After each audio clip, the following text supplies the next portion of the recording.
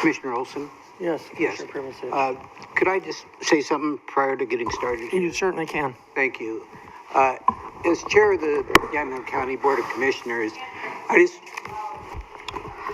as chairman of the Yamhill County Board of Commissioners, I just want to thank all of you for being here this evening. It's great to see people getting involved in the public process. And I do want to extend my thanks to Commissioner Olson for agreeing to moderate this meeting tonight. You've all read many articles and heard a lot about this trail, and heard that I'm a staunch supporter, and that my fellow commissioner, Ms. Sterrett, is not as strong a supporter. So to have Commissioner Olson agree to moderate takes away any biases. So thank you all for your participation, and thank you, Commissioner Olson. You're welcome, Commission Chair. Just a couple things I want to go over as we get started before I welcome staff. I want to go over just a couple of small house cleaning things. Is to make sure everybody understands that tonight's meeting is a public meeting. It's a community dialogue. One thing it is not a formal land use public hearing or a land use process. So if we get into the land use processes, then you'll be expected and you'll be notified and you can come back. But this is more of a community dialogue and public meeting, and it's not intended to be a land use process as we move forward tonight. The second thing is if you have a cell phone, I ask that you put it on vibrate or mute your cell phone for the courtesy of others. And if you have to either respond to a text or take a call or make a call, I do ask for, again, for the respect of others, that you go out into the lobby or outside through the rear doors to use your cell phone. The third thing is, for those that may have the urge that the restrooms are located, if you go out the main door you came in on, take a left. There's a hallway right there with the water fountains. The restrooms are in there. And the last thing that I do is I want to thank a couple different organizations. I want to thank McMinnville Community Media. This tonight's public meeting, it's being recorded by McMinnville Community Media. You can't see them, but they're here. They're in the back room, and they're using remote cameras and remote microphones. And that will be for broadcast on MCM or McMinnville Community Media Television, and on Comcast, that's cable channel 11. And if you're a Frontier subscriber, it's cable channel 29. And if you're a Dish or a DirecTV subscriber, unfortunately, you will not be able to get it, but you can look at the guides on MCM to see either through the internet or TV and see when it's going to be broadcast. I'd also like to thank KOYC Radio. Because of KOYC, and Dave, you'll notice that this meeting tonight is being streamed live over the internet. So besides all of you in the audience, I'm sure there's quite a few people around the county and around even the state that are watching this. So it is being streamed live also for the internet. That being said, what I'd like to do is I'd like to go around and introduce the staff that the county has here. And as I do that, I'll just ask them to just kind of wave their hand or raise up their hand so you'll know who they are. Again, I'm Rick Olson. I'm one of the Yamhill County commissioners. You heard from Commission Chair Primasic. And then to my left, the nice-looking one down at this end is Commissioner Mary Sterrett. We also have Brett Henry from our Yamhill County Parks Department. He's our parks manager. So Brett's over here at this table. We have Christian Bosch from our county council. He's the one that's sitting here to keep me in line. We also have Todd. Where's Todd? Todd. Oh, there's Todd. Todd Sadlow, our land use planning and associate county counsel. He's here with us tonight. Again, Laura Shawvold, our county administrator. She'll be kicking me from the other side. Our deputy county administrator, Ken Huffer, who is down here at this end. Ken Friday, our planning director, who's down here. Jane Mercer, right here, our grants and special projects manager. And unfortunately, Jane's going to be leaving us, but we also have Carrie Martin here. Carrie is taking her place as far as grants and special projects, and she'll be taking Jane's place. But who is really making this possible is some of our staff. We have, who did I forget? Oh, I forgot the sheriff. We always put the sheriff down. Okay, I'll just sit down here and not say anything. Yeah, we put the sheriff at the end so he can get out quick. But we have Sheriff Tim Swenson. And then for staff, and these are the people that really put this all together. We have McKaylee Fry. She's our paralegal. She's sitting right over here. She greeted you at the door. And we have Crystal Cox, our executive secretary, and she's running all of the IT stuff and taking the notes and with McKaylee and doing all of those sorts of things. A couple things tonight is I will be taking the questions or the comments in the order in which they were turned in. So first come, first serve, and that's the way we're going to run this. I just want to go over just a few ground rules for tonight's public meeting.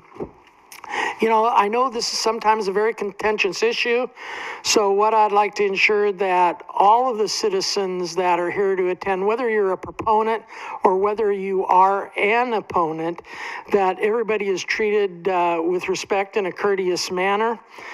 We hope not to see any loud outbursts or disruptive behavior, because that will go ahead and that will ruin the meeting for everybody.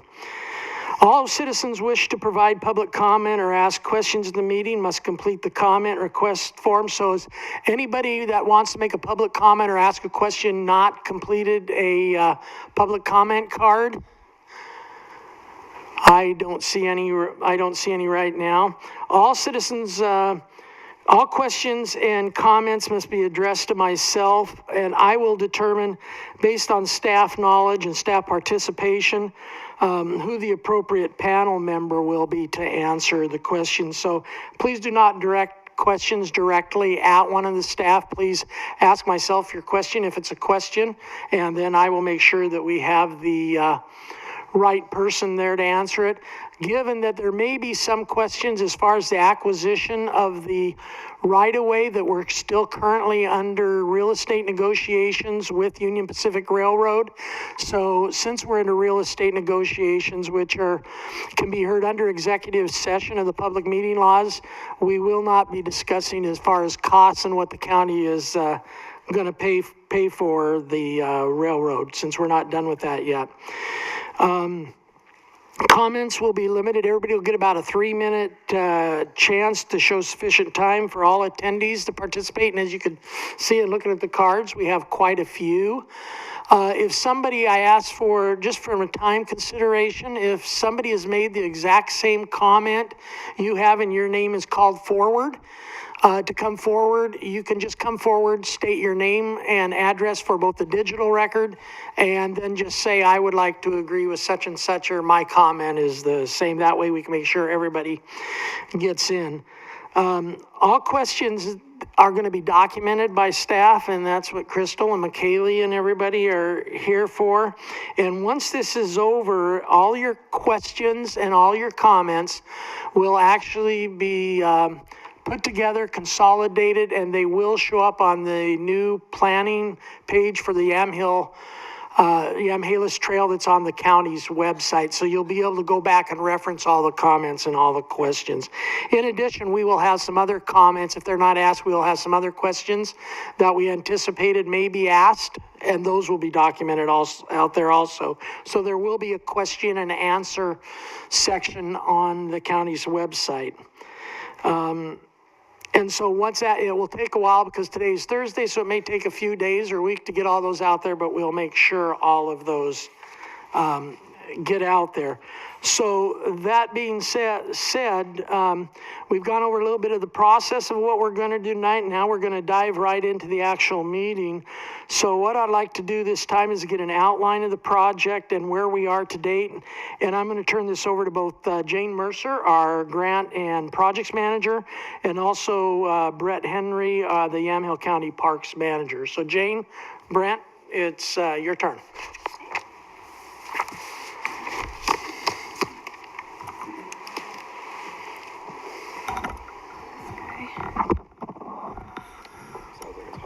I think it's on. Can everybody hear me okay? Okay. Just holler if you can.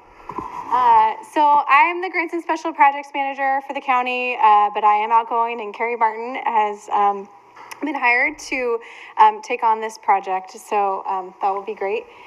So just a brief overview to give everybody the same information. The Yamhelas Westsider Trail is a proposed 17-mile multimodal transportation corridor that runs parallel to Highway 47. If you've been to any of our meetings, you've seen this map before. It is one that we have used over and over again, so it should be familiar to you. This project is worked on in partnership with the Friends of the Yamhelas Westsider Trail, a nonprofit organization.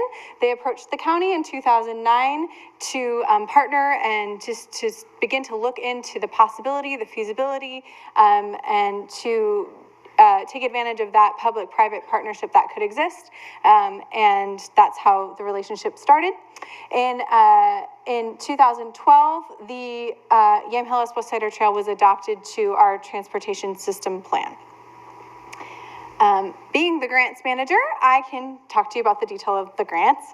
And just to give you an overview, this kind of shows you how the project has unfolded, because these types of projects a lot of times are based upon the funding that you can get to roll them out. So the first grant award that we were given to the project was from the Federal Highways Administration, which was administered by the Oregon Department of Transportation through the Transportation Alternatives Program. So that's FHA, ODOT, in the TAP program for sure. So that is what got us started. The award for that was $1.7 million. The purpose of that grant was to focus on acquisition of the railroad, of the corridor. The second grant we got was from the National Park Service, which allowed us to develop the concept plan. This was a non-monetary grant. We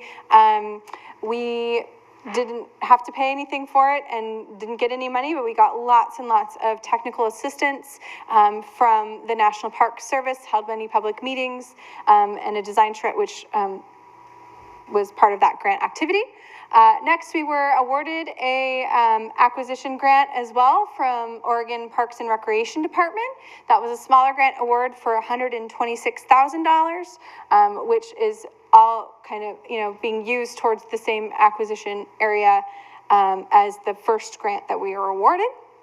And then most recently, we were awarded a grant from the Connect Oregon grant program, which is funded by Oregon State Lottery dollars. This is for the the engineering and design of 3 stream crossings, as well as the construction of one of the larger stream crossings at Staggs Hollow Creek. And at the bottom here, it's kind of fuzzy, big, but, or I guess not over there, but the total amount of awards that we've gotten for this project so far are $2,868,392, and the county has paid as match for those grants in total $177,481.80. Just to give you some financial perspective for that, in relation to just the grants specifically. So yeah, there you go. All right, my turn. Thank you, Jane. You might need to Yeah, we're going to put it a little higher here since I'm a bit taller than Jane. a little bit. Can you hear me back there? I'm Brett Henry. I'm the Parks and Vision Manager here for Yamhill County, and welcome.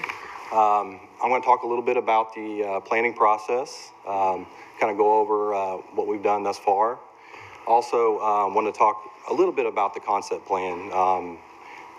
It's available online, so you can read much more about it, but I'm going to touch on that as well. So as Jane alluded to, we received several grants, one of them through ODOT, Transportation Enhancement Grant. And part of the stipulation of the grant was for preliminary engineering. And this was really critical because we were able to get a topographics survey of the right-of-way. And that really helped us with being able to map the overall trail corridor. So it gave us a center line and it gave us boundaries. And from that, then we knew that we needed to develop what's called a concept plan. So what is a concept plan? Typically, a concept plan is just a vision. It's very abstract in nature, but it doesn't contain any engineering drawings or designs or project budget, but it allows you to kind of visualize what it may look like when it's all accomplished. And we partnered with the National Park Service. This was a technical assistance grant, and they were very helpful in organizing the whole process. And as you can see, there's a lot of individuals that were involved in this plan, so there was a lot of partnerships. We took a consensus building approach to planning, involving the local community, stakeholders, and a lot of project partners.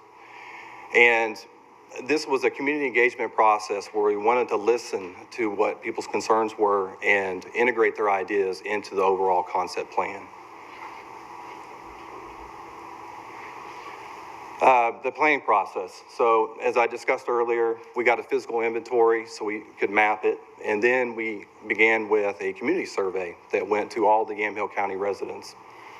Then there was a series of open houses and workshops. And then the big reveal, the big workshop was the design charrette or workshop. And from that, we were able to collaborate with landscape architects from all around Oregon. And I'll address your, can you have a question? Well, a lot of us over here, you said that there was a Yamhill County consensus. None of us back here got. So I think we'll be taking questions. Ma'am, we're gonna be did you fill out a question card? Yes, sir, I did. Okay, we will get to that. This is the presentation portion. We will get to your question. And when we call you to ask that question, then you can go ahead and ask that question. Sure, thank you very much. So getting back to... And just to be clear, this was just for the concept plan. This is not by any means the first or the last concept meeting or consensus building planning part of the process. So this was just in relation to the grant and the steps of the grant that we're required to put together the initial concept plan, just putting out the idea on paper for the trail. Yeah, and these are by no means final plans. So we're just getting kind of an idea or a vision for what it could look like. So as I was saying, there were a lot of open houses and workshops. We had a design charrette where we were able to gain a lot of input from landscape architects who had a unique perspective and gave us a lot of really, really powerful designs.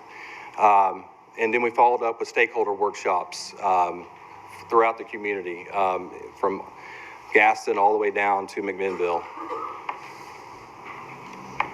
So looking at some of the design recommendations, trailheads. So what is a trailhead? That's an area where there's public access to the trail. And that can be through amenities such as parking, you can have restroom facilities, as well as typically an information kiosk and a map to orient you. Also, we're talking about a 17-mile long stretch, so it's a really diverse landscape. And what's really neat is trying to figure out the history and the culture and the environment of the area and interpret it to the public. So there's a lot of those elements in the concept plan. And something that's really critical is there's a lot of street crossings, so we want to make sure that safety was paramount. So there's going to be signage both on the trail and on the streets. There's also going to be removable bollards that'll prevent vehicles from accessing the trail. And then there's also going to be striping, and at some of the more busy intersections, there's going to be the possibility for flashing lights. Another thing is vegetative screening. So we all know that privacy and trespassing is a concern. So we are definitely willing to work with people as we design this, as we get into further development, and look at landscaping that can be a really effective vegetative screen. And as you look at the picture on the right, everybody knows those, Himalayan blackberries. They're found all along the trail. Very effective screen, you know, a painful screen sometimes. And it works in more ways than one. It also helps with trespassing. So your trail cross-section, most of the areas along the trail are 60-foot right-of-way. So that allows a lot of flexibility of the design. And this is going to be a multimodal trail. A multimodal means there's multiple ways that transportation can occur along the corridor, and that's based on the surfacing. There's going to be a 10-foot wide surface, and that's going to be mainly for the people who want to walk, jog, or ride bicycles, separated by a soft surface, approximately 6 feet in width, and that'll be areas more like the Cove Orchard area that are more rural, and we plan on allowing equestrian use as well.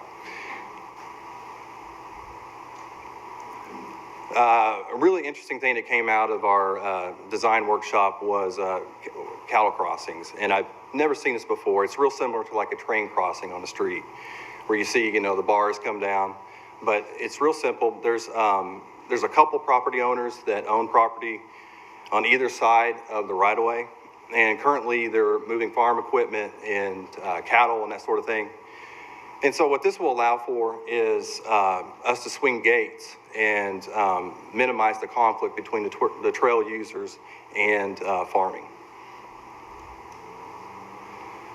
Some recommendations. So what we really wanted to do was get a good look at each one of these communities, and we're going to make the features correspond with the communities where they exist.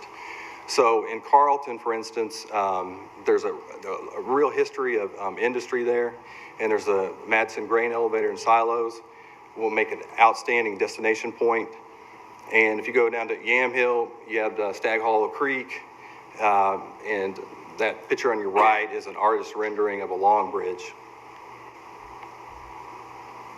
Along the more northern section, up towards Gaston and the county line, is a brand new wildlife refuge, WAPATO Lake National Wildlife Refuge. U.S. Fish and Wildlife Service has been a real strong project partner with us all along, and we're trying to find ways to connect with the refuge that will allow visitors really unique access to get in there.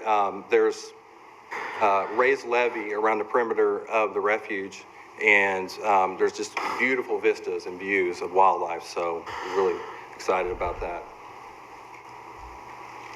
As Jane said earlier, and I want to keep reiterating that all this information is available to the public. You can get on the Yamhill County website, and there's a link to the concept plan. And I want to sincerely thank you for attending, and Jane does as well. And we definitely look forward to asking you your questions. Answering questions, yep. Yep.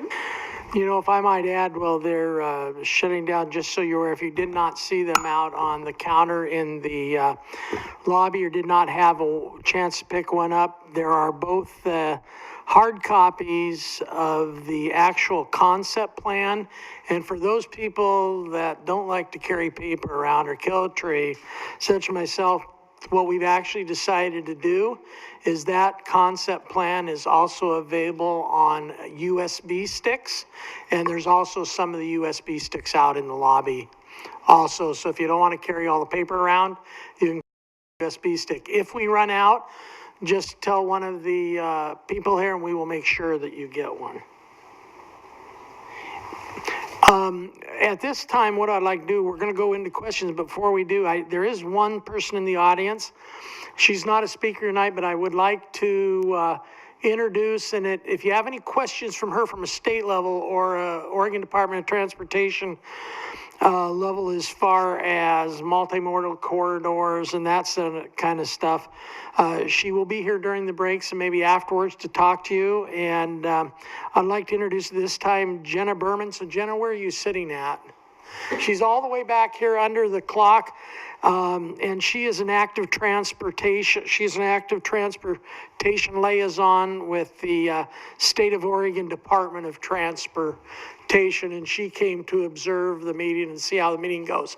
But if you have anything about what multimodal corridors are, what they work in general, her questions have to be pretty general in nature, but she will be available to take questions.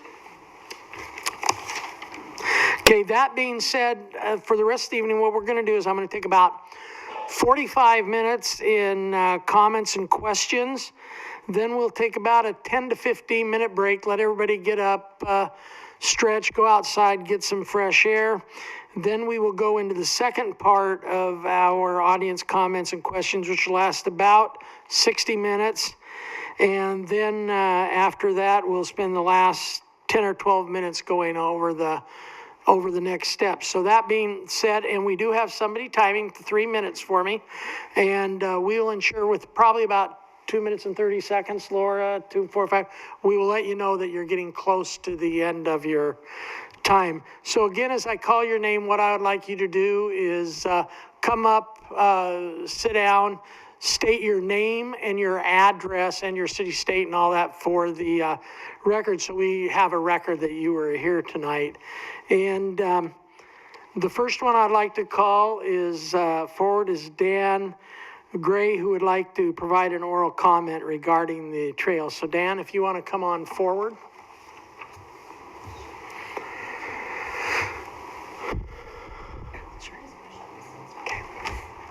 Great, thank you. And you might be able to take that off the books now and get it down closer to you. Thank you. My name's Dan Gray. My address is 9750 Northwest Sweetwater Lane, Carlton. When I first heard about this project, I was thrilled. We live in rural Yamhill County, but we have horses, we ride bikes, we have dogs, we have children, and this to me seems like a great opportunity, a rare opportunity to add a significant improvement to our community that we can all share. And I was really impressed with all the work that I've seen people do. This looks like a real quality, wonderful opportunity, and I hope it works out. Thank you. Okay, thank you, Dan. And again, what I'll ask until the meeting's over, if you could please, for the courtesy of others, hold your applause, whether you're an opponent or a proponent or whatever. So the next one is Peter Higber. Is that correct? Peter Higbee. Okay, Peter Higbee, and he would like to provide an oral comment regarding the trail. So Peter, sit down, just enter state your name and your address, please. Okay, name is Peter Higbee. I live at 1110 West 2nd Street here in McMinnville. Basically, I'd just like to say, who should own this piece of property? The railroad's going to sell it, and the best person to own it is the county. They're the only persons that are going to take into consideration what the neighbors think. Lastly, I'll just make a comment. I really dislike those signs. It's supposed to be an open meeting, public property, and they're plastering signs outside. Thank you. Thank you.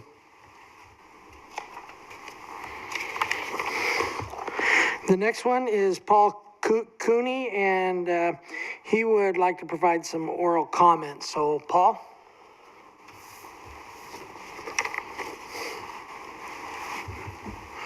Good evening. Paul Cooney. My address is 4570 Southeast Lafayette Highway in Dayton. I've grown up in this area my whole life. My family's been in the area I'm third generation farmer. And it's disheartening to see this coming from my standpoint. I enjoy biking, I enjoy walking, I enjoy water sports. I'm an active individual. I think this would be great in the right spot, but this area is not the right spot. A lot of people have moved to this county because of the beauty and of the agriculture, and this is in direct conflict to why a lot of people have came here. So I just think everyone should rethink this whole thing and how it's going to affect this county long term, including the reasons a lot of people love it today.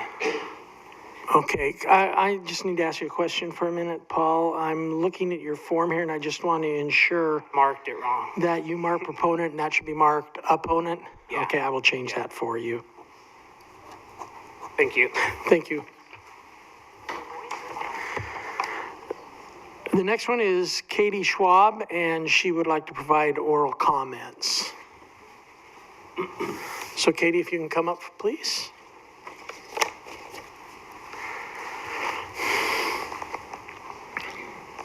My name's Katie Schwab. My address is 323. Can you pull the mic a little bit closer to you, Katie, so everybody back can hear you? My baby voice doesn't carry. My address is 323 Southeast Cowles in McMinnville. I just am moving to McMinnville, so I've lived on the Dairy Dell and Fennel Creek Trail for 20 years. Excuse me. I just want to say it's been very, very nice being on the trail. People are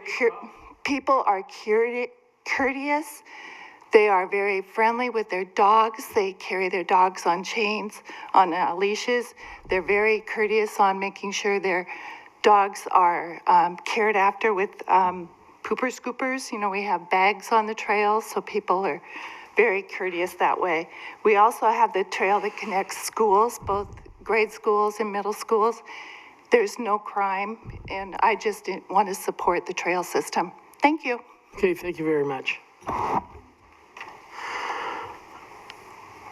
Our next speaker who would like to again provide oral comments is Michael McNally.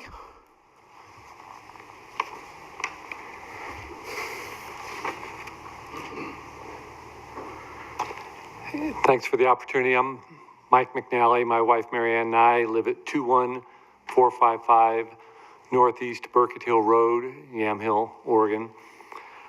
The first job I had in, quite frankly, grade school, high school, was haying on a farm. Learned what it felt like to be out in the fields in the agriculture. Moved through a career which put me in a Fortune 500 company, CFO, COO kinds of jobs. Very intense type of life. Have become a proponent of what people refer to as a slow life.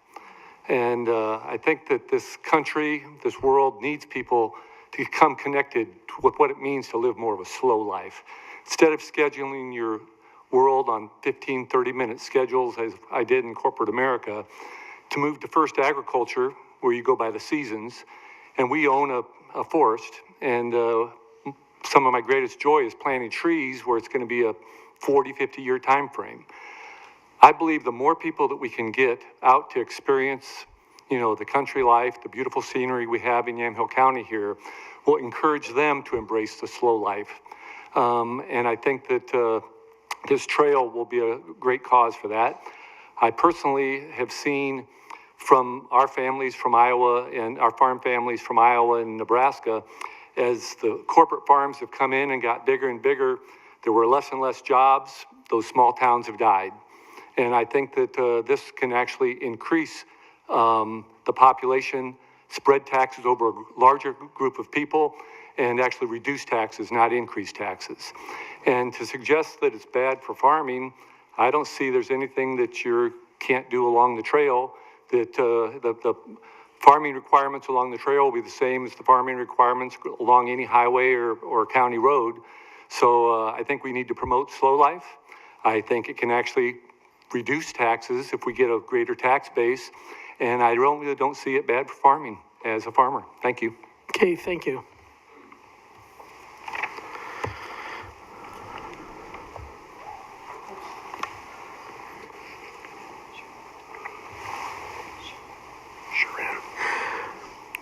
And it looks like we have a Sharon Klein, and she would like to provide oral testimony, and oral comment, okay. I'm sorry, with a great orange and black shirt, I should. It's all right. It's kind of a lifelong Right, and curse, then what can I say? just to let you know that it'll be posted on the web, that he also provided a written comment also. Yeah, it's not very well written, though. So I would just like to speak in favor of the trail very quickly. I ride my bike around the community, and I also work for one of the school districts locally. It concerns me that there's not safe ways for children to get from community to community. There's really no shoulders in the roads around in Yamhill County. The shoulders that are on 47 are very, very small, and I know I kind of get buzzed by trucks fairly often when I'm trying to ride out there. And I would just like to say that I believe a trail of this nature that connected the communities together would be good for safety. It would allow people who are too young to drive to be able to move between communities. Kids from Yamhill could go and use the pool in Carlton, so on and so forth. And it would allow folks who want to get out and get some exercise to be able to do so in a safe manner. So that's all. Thank you. Thank you. The next one we have is Linda Klein, and I'm glad you clarified where you stand. So next one, you can come forward, please, is Linda Klein, and Linda Klein would like to provide some oral comment. So Linda, come on forward, please. My name is Linda Klein. I live at 432 North 8th Place in Carlton. I am the marketing chair for the Friends of the Yamhelas Westsider Trail, and I've been active with the group for about a little over 3 years. And part of what got me active in this is safety. That was probably my biggest priority. But I just think it'd be a great asset for the community as well. And as I've been working on this, it keeps reminding me, because I know it's a concern for adjacent landowners. And it's brought up a lot of memories for me from my own family.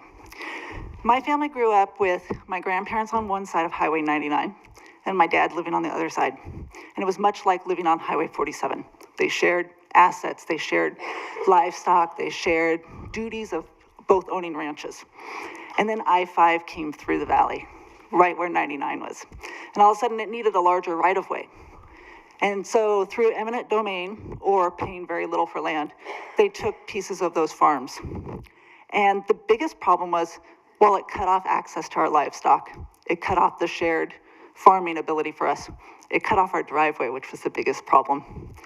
And I bring this up because I keep thinking this as I'm looking at this project. And the thing is we're not doing all those things. We're not cutting off people's access to their land. We're not cutting off their ability to farm. We're trying to work with them to mitigate the problems. And so I just want to encourage you as you're going through this process to be brave, because all infrastructure projects have some people that have to have some compromise in their life, that come up against problems with it. And just like my dad did, I think all of us can be grateful that everybody that lives along I-5 had to give a little bit so that we could have that infrastructure. And right now my dad's in his 80s. He'll be gone someday, but that infrastructure will still be there. And someday all these landowners will be gone as well, but infrastructure will still be there. So I just want to encourage you to think about the future and not just the moment, and not just the inconvenience of the moment. Thank you. Okay, thank you very much. Our next speaker who would like to provide oral comments is Myron Redford. So Myron, if you want to come forward, please. Myron, you can come on forward now. I guess I should talk a little bit louder so you can hear me, but it's your turn, Myron.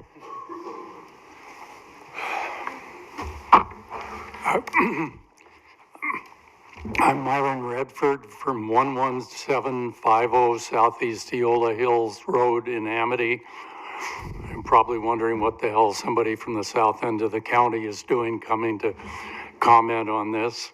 I have always been impressed by the pathway from Dallas down to Independence that runs from Highway 22 down to Independence. And I drive by there and I see people out walking and riding their bikes and so forth. And when I heard about this trail in Yamhill County, I said, I think that would be an ideal way to get people into the county. I think people have already talked about the dangers of people riding bicycles on Highway 47. They're just asking to be killed or injured. The other thing is that I'm sure that Yamhill, Carlton, and Gaston would appreciate more business from people, and most of the people that are going to use this road are probably going to come from the Portland metro area, come out to see our country, and they will spend money in our restaurants, our wineries, and it will help us.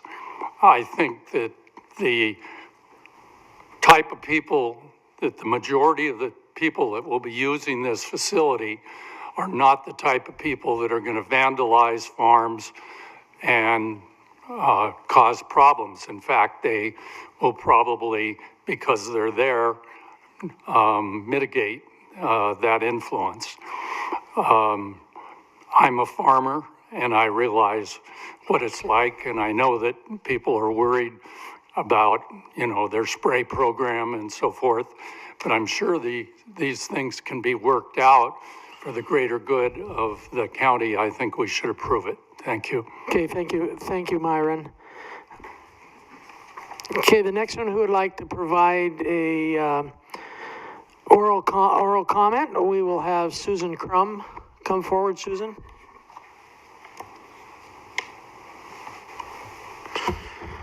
Susan Crum, address is 15117 Northeast Yamhill Road, Yamhill. In my 24 years of military service as an officer and a leader, I grew to understand how important morale, welfare, and health is to each person in my command and in their families and elsewhere. And as leaders of this county, I know you understand the same things, that if there's an opportunity for us to provide a way where people can live and have an hour or two of a healthy lifestyle, to reduce their stresses, to do things in an open environment where you get fresh air and sunshine, that we should be doing everything we can to promote healthy living in that way. I see we had the farmers market out here today, and there was an awful lot of healthy stuff going on there, and I know you support those things too. And that's, how I feel about the trail. And every single time I drive between my home and going into Portland, going through Gaston, I see that where the trail is going to be. And I am so excited about the future of that and being able to go on that trail myself. And I hope you'll share in that passion. Thank you very much. Okay, thank you very much. Our next person that would like to provide oral comment is, and I'll have him come forward, is David Brock. David, if you'd like to come forward, please.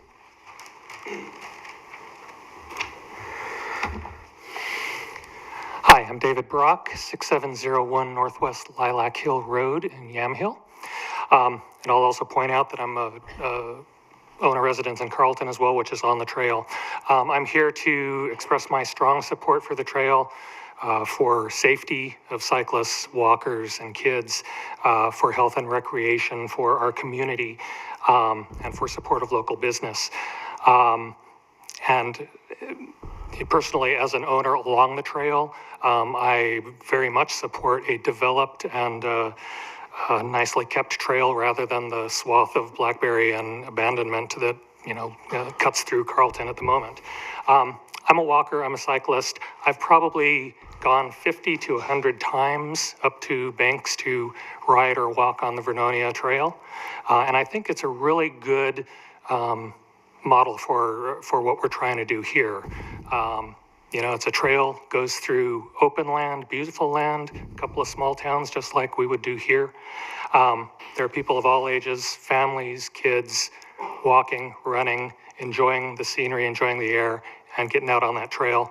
There are businesses that are visibly benefiting from the business from those people in both of those towns. And so whenever I hear people that fear what the trail might bring, I really would like to invite them up to the Banks Vernonia Trail to see what I see. And that is a great community asset, both to people who are visiting as well as locals. I've heard a lot of people saying that we shouldn't use that as a good comparison because it supposedly runs just through parkland. I invite you to take out a map like I did. If you do, you'll see that of that 21 miles, 3.5 miles goes through Stubbs Stewart State Park. The other 17 miles is bordering private land, neighborhoods, farms, and private land. Finally, I think a lot of what we're here about is, I think, Commissioner Olson, you've talked about transparency in this process, and I think on either side of the issue, we are all concerned about how the county spends taxpayer dollars. I know I am. And as part of that, when we talk about what the trail might cost, we should also make sure we're paying attention to what it might cost if we don't do the trail. As I understand, the trail is already part of the Yamhill County transportation. About 30 seconds, David. Transportation system. And a lot of it is in lieu of developments of extra safety on Highway 47. So we need to talk about what would those extra costs be on Highway 47 and possibly other roads if we didn't do the trail. So with that, I just hope we don't lose this great opportunity for a community asset. I support the trail. Okay, thank you very much. Okay, our next speaker would also like to provide oral comment is Veronica Hinks. So Veronica, if you can come forward, please.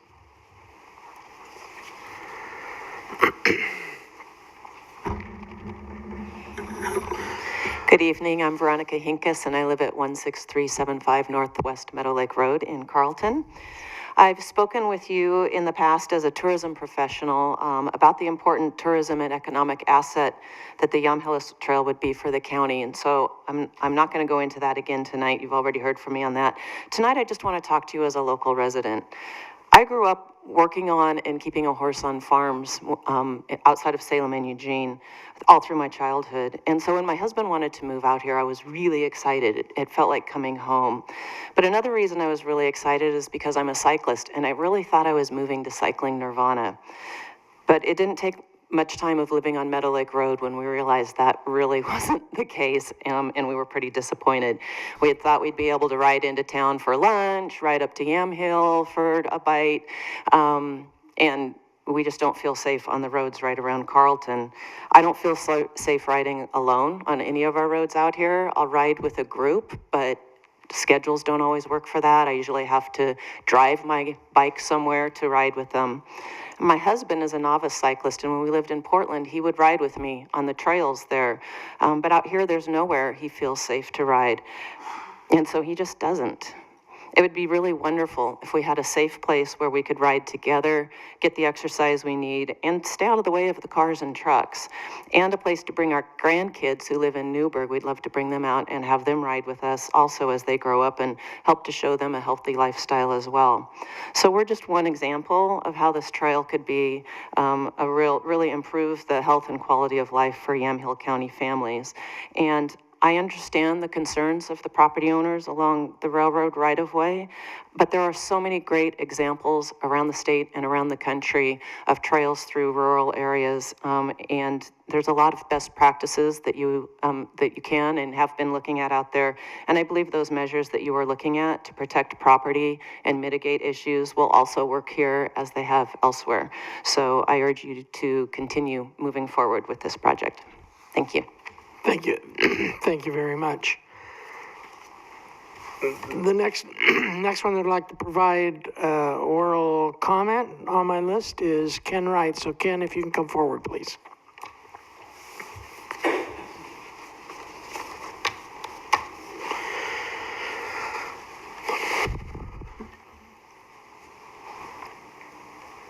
Hi, Ken Wright, Yamhill, Oregon. I wanted to talk about three things first that are, I think, important to all of us when it comes to livability in our community. First is safety.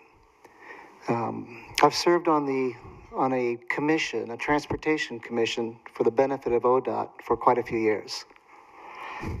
And in all those years, the one thing that's become patently clear is that the only time people are safe is when you separate modes.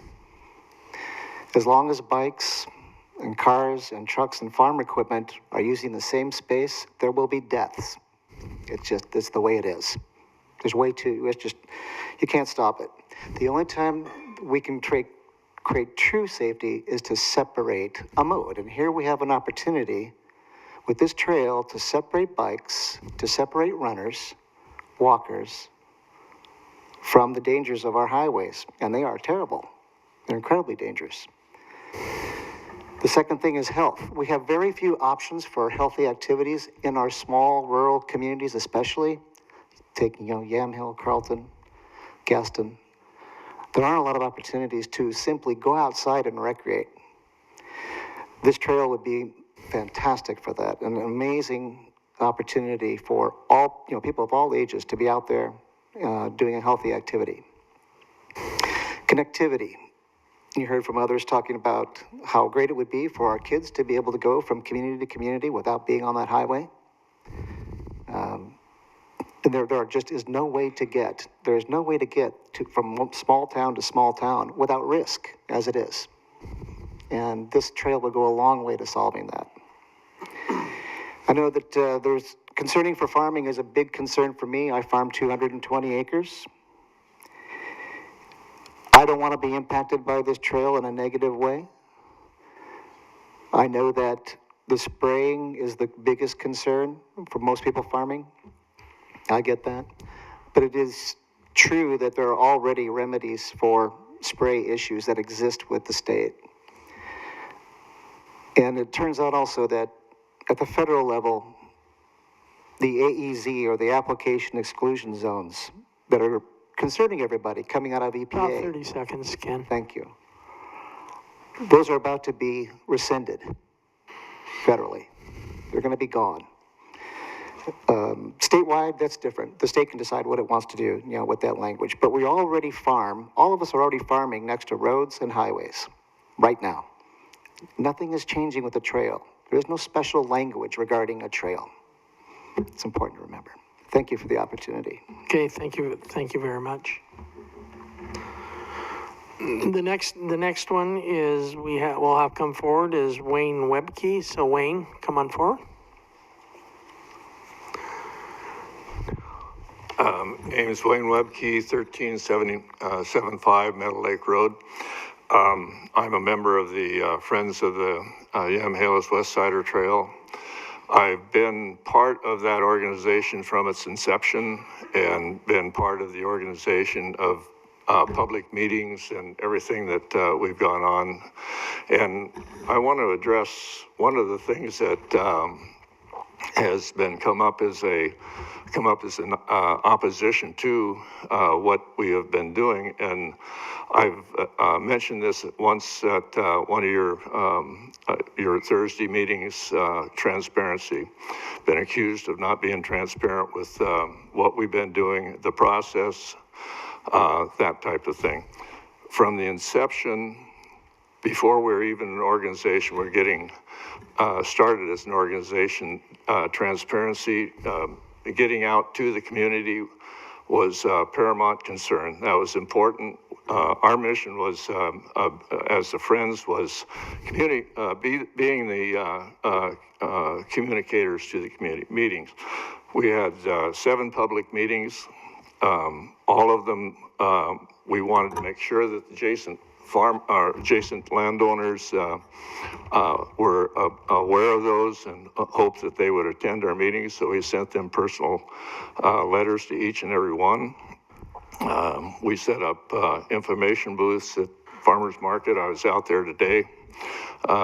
We go to the community functions, Carlton Fun Days, Derby Day. I've been up to Forest Grove because a lot of the people up there are looking at the north end of the trail. Newspaper articles, there's been numerous newspaper articles in support, non-support, but primarily in support from what I've seen from my bubble that I live in. The meetings that you've had in approving the trail, discussion of the trail, these have all been public meetings, all been publicized. Anybody that wanted to would be interested could participate in those. So I kind of want to put that to bed as as best I can as far as us not being transparent. That's been a paramount issue for us. About 30 seconds, Wayne. So basically that. So thank you. Thank you very much. The next one who would like to provide oral comments is Bart Ryerson. So Bart, if you can, I know you're at the back, if you can come up, please.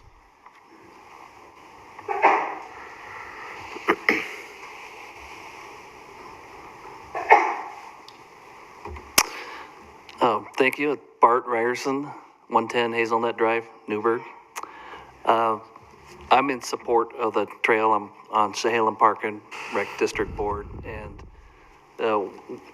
speaking for the board, we think that having trails in your community provides a better quality of life. We think there's economic benefit from people coming from outside our community to visit. But we find that something that I haven't heard anybody talk about tonight is the safety from discouraging like homeless camping and people doing drugs and stuff along areas like this. We find that when we get public out to visit these places, that kind of discourages that kind of activity. So I think a lot of the fears that people have of vandalism and trespassing, that we find that getting the more people out in those areas kind of discourages the bad activity.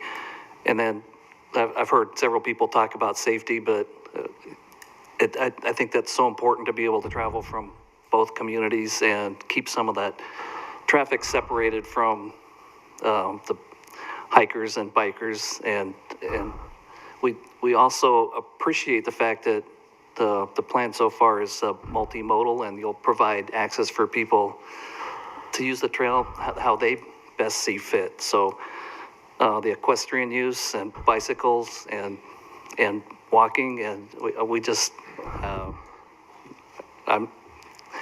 I like the way the plan is put together, and we're strongly in support. Thanks. Okay, thank you, Bart. Right now, before we have our next speaker come up, I'd like to take a minute, and for full transparency standpoint, I'd like to apologize for both the proponents and the opponents. It's my understanding that when the cards were sorted, they were supposed to be randomly taken in first order, and as I saw everybody speak, it was pretty evident that that wasn't occurring. So what we had staff do is actually mix them up more. So for the rest of the evening, we will be taking them in random order. So for that, I'd like to apologize. It was not anyone's intent to make sure we had all of one group to another. It's just the way the cards were sorted. So starting with the rest of this session, then the next session, we'll actually move to cards being in random order. So I'd like to apologize for that. So our next one is, I'd like to speak, provide oral comment, would be Jim McMaster. So Jim.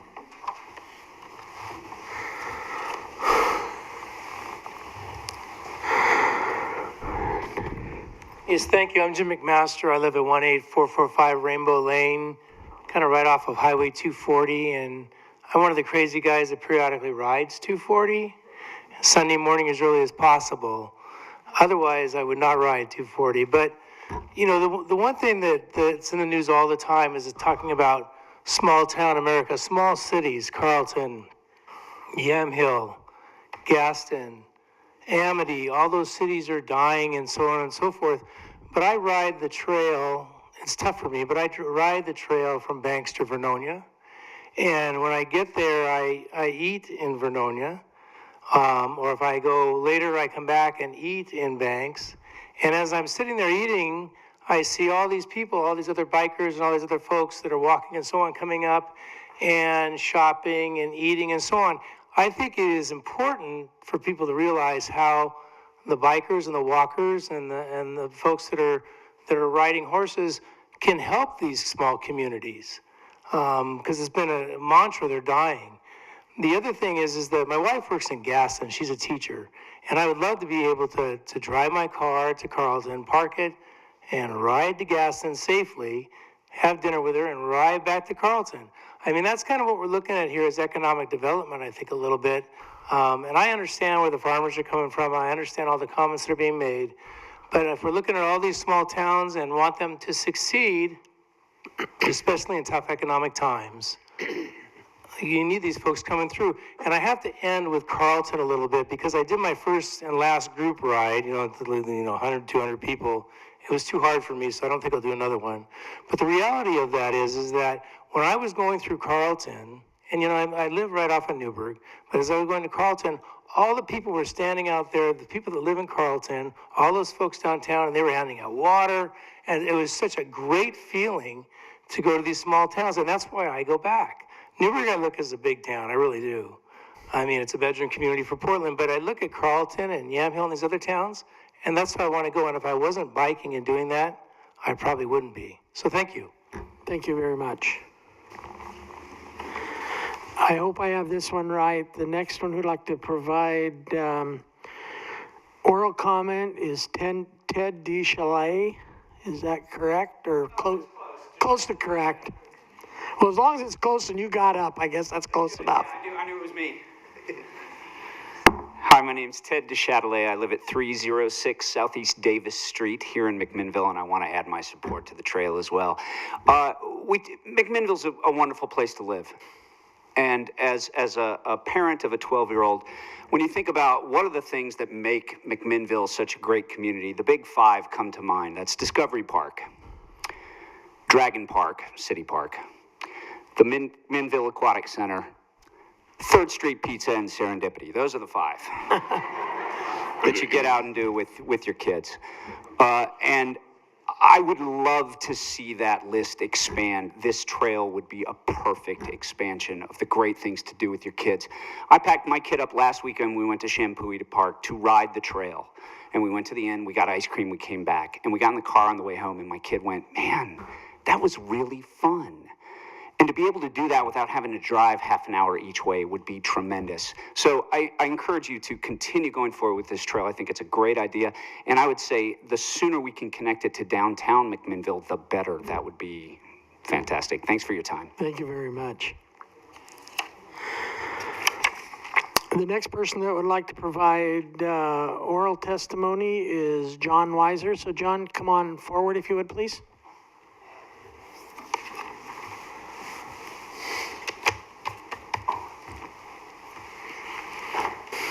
I'm John Weiser. I live at 7680 Northeast Gun Club Road. Property kind of borders possibly the track. Now I'm not sure after the meeting. John, can you pull that a little closer to you, please? A couple weeks ago, and that's a question I'd like to ask afterwards.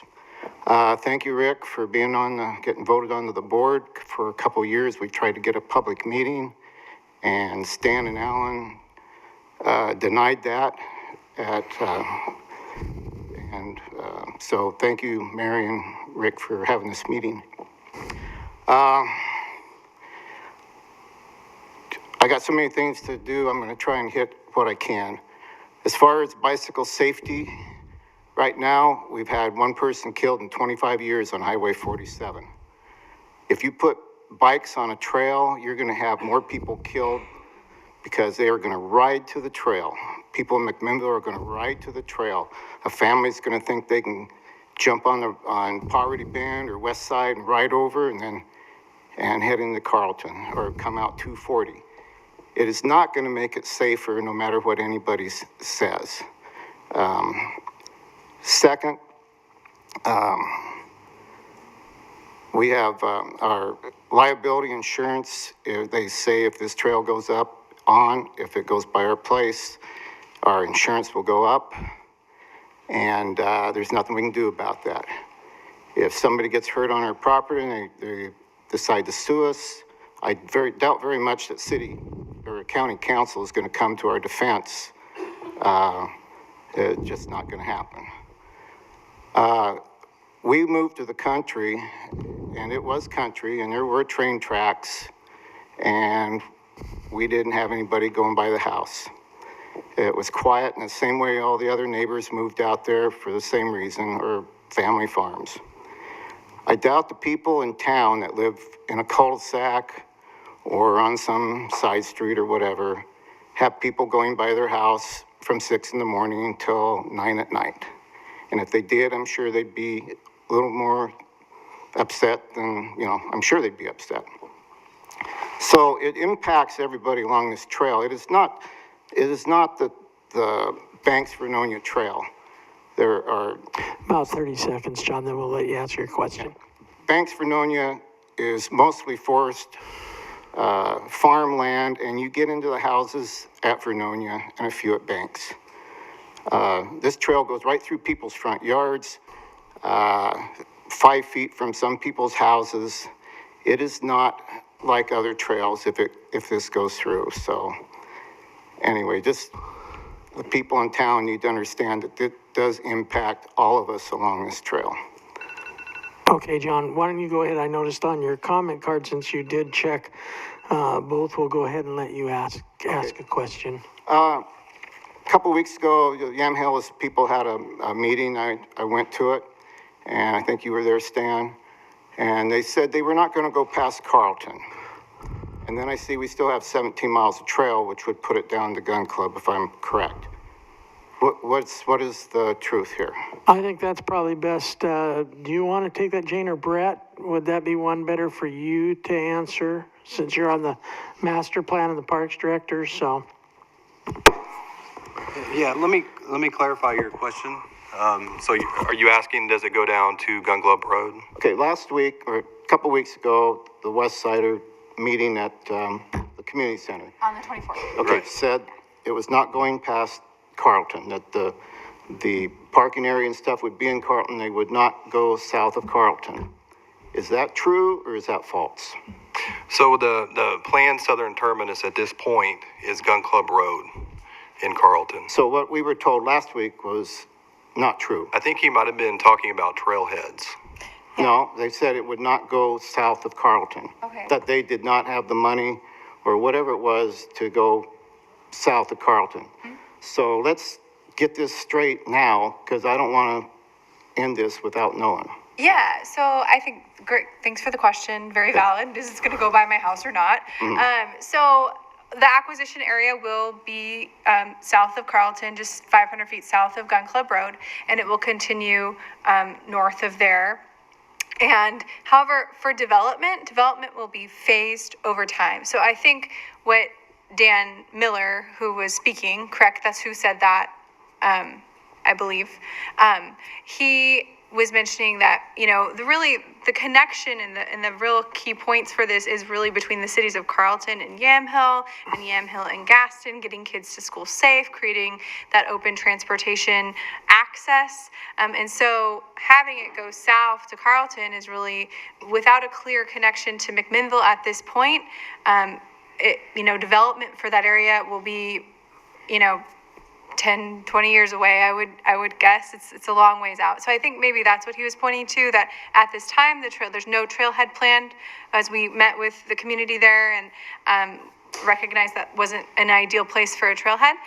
So that is no longer in the plans. However, the acquisition area will fall just south of Gun Club Road.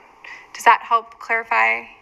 Yeah, it's much better than what we got a couple weeks ago. I'm happy to answer your question. Yeah, I think, John, from an elected official standpoint, I can answer it this way is, we are in the process of negotiating for the entire abandoned right-of-way that's been abandoned by Union Pacific.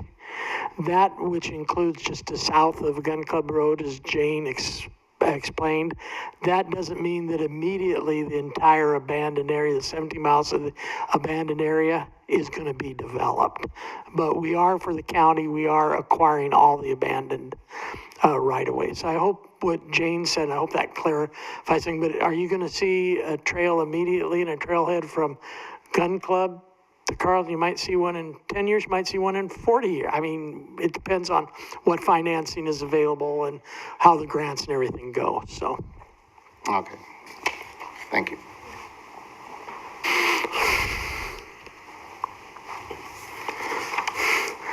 The next one that we have that would like to speak and provide oral comment is Don Clements. So Don, if you'd come forward, please.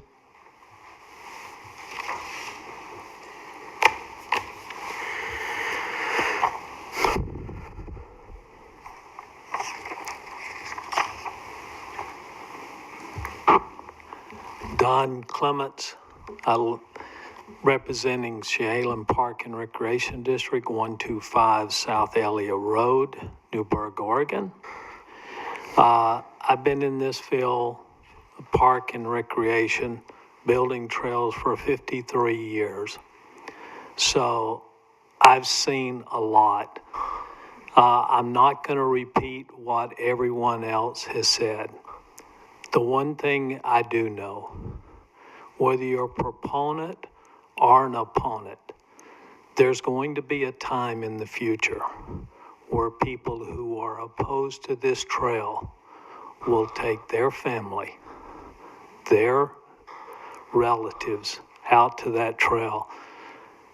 And the reason I know that is because we have in Newburgh a very controversial issue. And I remember a man and wife coming in my office and saying, "We fought you with everything we had." And I said, "I appreciate that, because you fighting made it better." So let's think about that, whether you're an opponent or a proponent. In the future, we're going to come together and we're going to have something that's great for the community. So let's keep that in mind. Thank you. Okay, thank you very much, Don.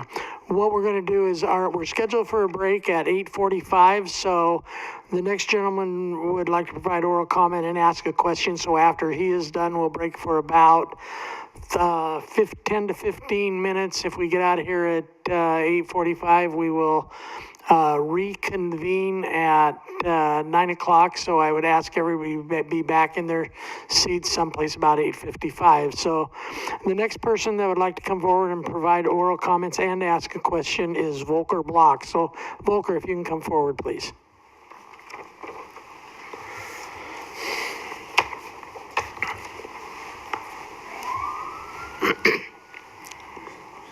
Yes, the name's Volker Block, 19443 Northwest Meadow Lake Road. I know all about your bicyclists on stupid roads.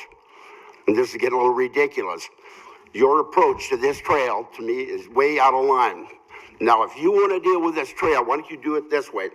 You tell me the trail is from A to B, and give me the cost of what putting that trail in is, and put it up to the vote. But this backdoor crap that you guys are pulling right now, I do not agree with. I don't know how else I can put it. Thank you. Thank you very much, Mr. Block. And you had a question also? Volker, did you have a question also you wanted to ask, or just your testimony, just your comments? I'm going to maintain it once it's up there. Okay. Pay for the maintenance on that. I will turn that one over to our parks manager, over to Brett Henry. And law enforcement is here. Who's going to enforce any of the laws on that road? Who's going to maintain the maintenance on that? This big question. I think one of the things that you guys have proposed for that's wide open for vandalism. We will go ahead and let Brett Henry answer your first question. Yeah, so the planned maintenance is going to be a partnership between the county and Friends of the Yamhelas Westsider Trail. So when you talk about maintenance, you're looking at day-to-day maintenance, which is typically mowing, landscaping, picking up trash, cleaning restrooms, that sort of stuff. A lot of that can be accomplished through volunteers. There's adopted trail programs that can help defray a lot of the costs to taxpayers. And then the other part of maintenance is more long-term. So you're looking at 15, 20-year type maintenance. And that could be crack sealing or chip sealing, or repair of bridges, resurfacing the asphalt, and that sort of thing. The Friends group is going to have annual fundraisers, and through those fundraisers, they're going to establish an endowment fund. And that endowment fund will collect interest over time, and that will be dedicated strictly to long-term maintenance. So hopefully that answers your question. Oh, law enforcement. okay, and now I'll give the sheriff or illustrious sheriff the chance to answer a question about the other security issues and everything that Mr. Block brought up. So as of right now, I've reached out to other sheriffs across the state. As you know, there are several of these trails throughout Oregon, primarily up in the metro area. And in talking with the sheriffs, primarily between Washington County, Tillamook County, Columbia County, with the banks to Vernonia Trail, they basically said the same thing that what I expected, is that with the increase of staff or people out there, they expected to have a huge rise in vandalism and different types of issues that they didn't see. The number of people that were out there traveling to use it in a lawful manner tends to keep people that are causing those type of problems away from being out there, just on the mere fact that there's more people out there. However, can anybody 100% say that there's not going to be any issues in any area of the county, like in our county parks? Anytime we look at putting in a new park, there's no guarantee that you're going to have a 100% crime-free zone, but the sheriff's office would look at all different aspects of being able to go out there and patrol that area. I've got a cadet group that have already mentioned that they would love to take their gator and their bikes and ride up and down and provide some sort of security patrol during the summers.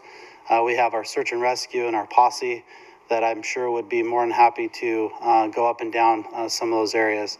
So if this is something that does go in, we're tasked with providing a public safety to the citizens and all the tourists that come to our area, and we'll do everything we can within our staffing to provide that service. Okay, thank you very much. And Volker, thank you very much for your comments and your questions. So it's a little after 8:45, so let's go ahead and take a break and try to be back in your seats at, let's say, 8:55, so we can get started sharply at 9 o'clock.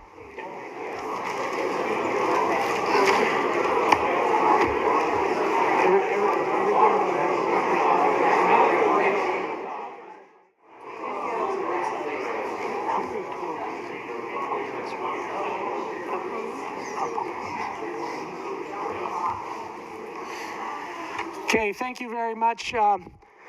Everybody's kind of quieting down. Everybody's back in their seat now. I noticed finally today it looks like we have some decent weather outside. Not that I know what anybody would do at this time at night, but we have our next speaker, and we're going to say this will go. We'll have about a 60-minute session, 55 to 60-minute session. This one, the next person to speak is Mike McGuire. So, Mike, if you can come forward, please.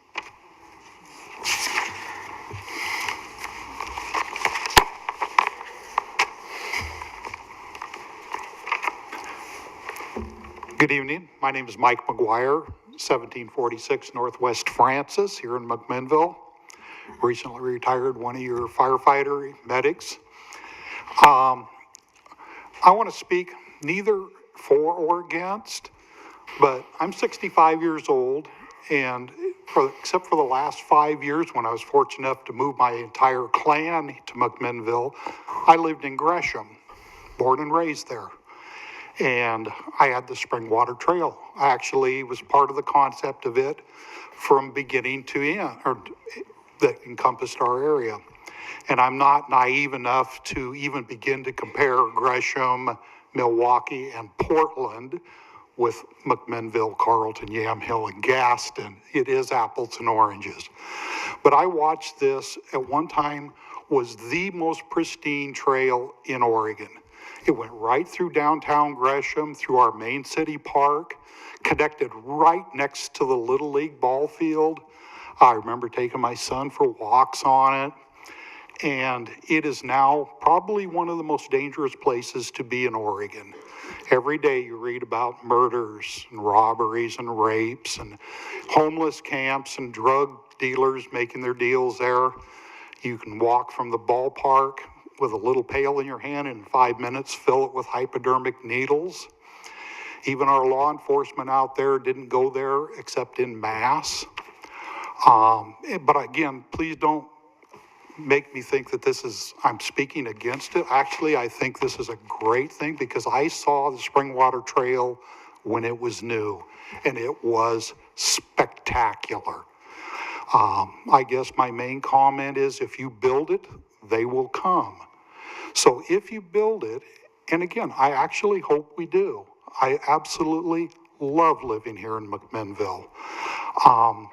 But if you do, all the volunteer groups that we had that patrolled it and helped it, the cadets and everybody, as it got more dangerous, they went away. The little volunteer groups that helped police and clean it and pick up trash and things like that, over the years, they went away. Now, no one in their right mind will walk down Springwater Trail in Gresham.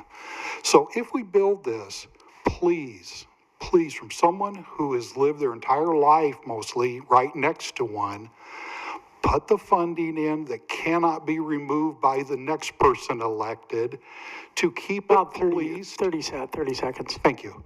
To keep it policed, to keep it clean, to keep it safe, because this is an opportunity to build another Springwater Trail that was absolutely, like I said, the show mark for the entire state. And we can do that out here. And we just need to make sure we have the funds in place to do it and keep it right. Okay, thank you. I appreciate your time. Thank you. No problem. Thank you for attending tonight. Our next person who'd like to provide oral comment is Ed Friedenberg. So Ed, if you want to come forward, please.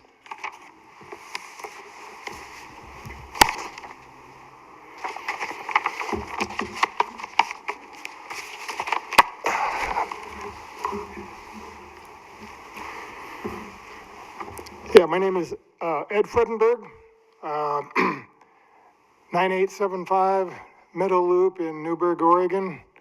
And compared to some of probably most of the other speakers, I'm a relative newcomer to this area. I retired in 2010 in Eastern Washington, and we moved to Newberg to be close to our grandkids. And last year,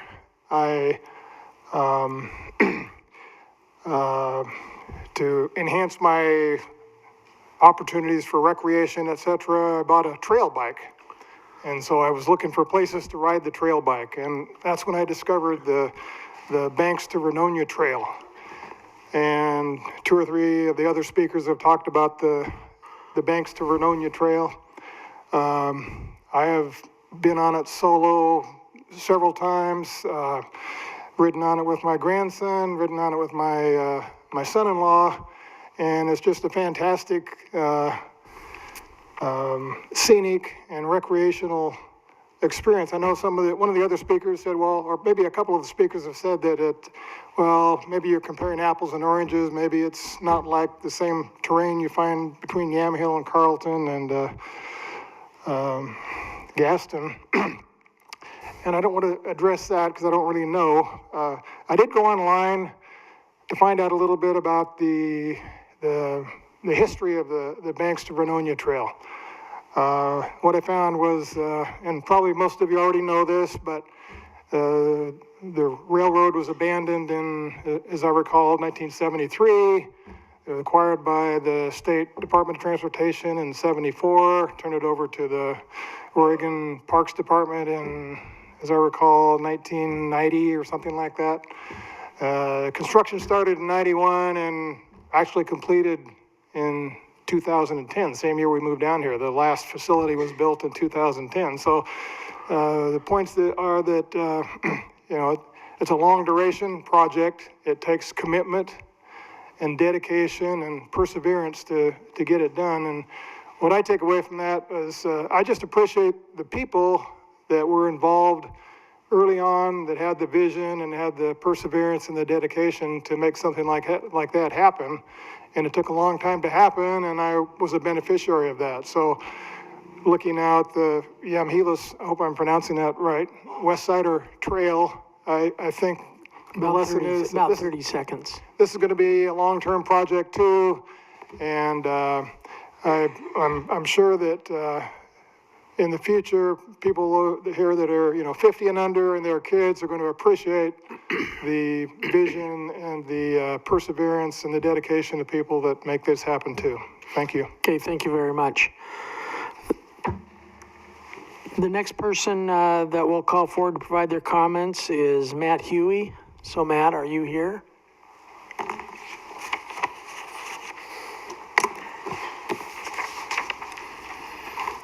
Hello.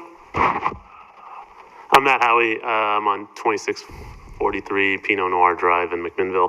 I just want to tell the story of Vernonia. I'm a cyclist and I'm a computer programmer in the day, and I ride bikes to get some exercise. In the early 2000s, I went to a bike race in Vernonia. It was over at about noon. It was on some private land, and I remember going into town to get something to eat, and there was like one hippie cafe that had wraps or something, and there was no choices. And I ended up driving out of town and got something, I think, like in Hillsborough or something on the way home. And then, I heard about this Vernonia Banks Trail a lot. I do some road riding now.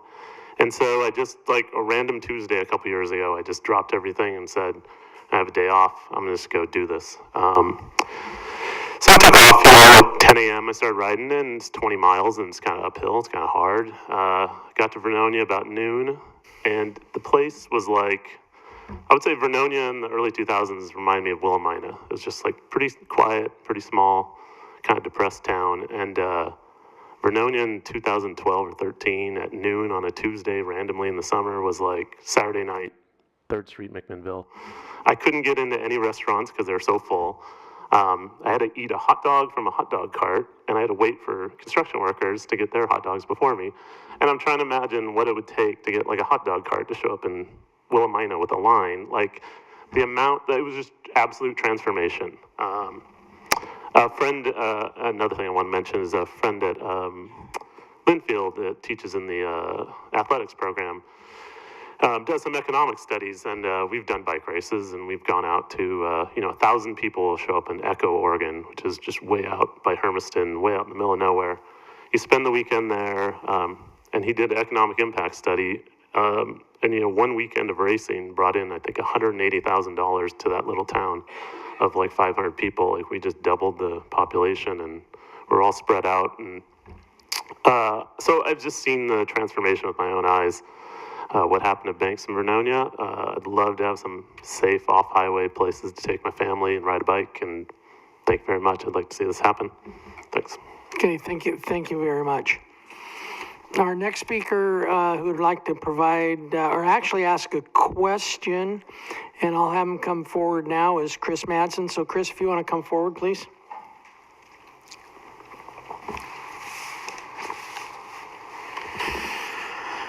And again, Chris, go ahead and enter your, state your name and your address for the record, please. Chris Madsen. I live in Cove Orchard in Yamhill. Actually, I have a couple questions. What will this trail cost? Not down to the penny, but after, 5, 6, 7 years of planning, you should have some idea. And then also, what about an indemnity fund for the people that live along the trail for lawsuits and things like that? Okay, let me see, who wants to answer the first part about the trail costs? Do you want Brett or Jane, or who would like, Ken? Who would like to answer that one to start with? Or Laura? Okay. So the project will be developed in phases, and one of the next grants that we're actually going to try to pursue is a master plan. And I know this is a question that comes up often, how much it's going to cost at every step, and I appreciate not down to the penny because that's really hard. But so far, I gave you the totals earlier about how much we've spent and done so far. However, it's a really difficult question to answer because it will unfold over time in phases. Now, we will pursue grants for this project, which come in all different shapes and sizes. Some require financial match from the county, some do not. And so that's sort of depends. Some money, for example, the grant that we got from Connect Oregon 6, we used previous grants and previous expenditures as match for that grant. So that grant is actually not creating any new expenditures for the county up front to require a match. So there's sort of two sides to that coin. So there's amount that we will bring in to fund the project, and there's the amount that we will be paying from from the county funds that the commissioners decide to pay for it. So I don't have an answer to that question for you. Someone else may jump in. However, we are working towards having an answer to that question, and that will come through the form of a master plan, which will help to identify the key components that we'll need, and as well as the potential, cost range associated with those projects. So after 5-10 years, you don't even have an estimate? Sir, we don't own the railroad yet, so it's been very difficult. We don't own the corridor yet, so it's So you don't hypothetically, if you purchase it, you don't go, it will cost this much to build it? Well, the commissioners there is a consensus of the board that the acquisition of the corridor has value in and of itself, owning the property. And so because it comes in phases, it costs money to find out what the master plan will be and how to pursue that. So that's why we use a tool of a grant to help cover the cost of doing the research. How much will this cost? What will it look like? What will the impacts be?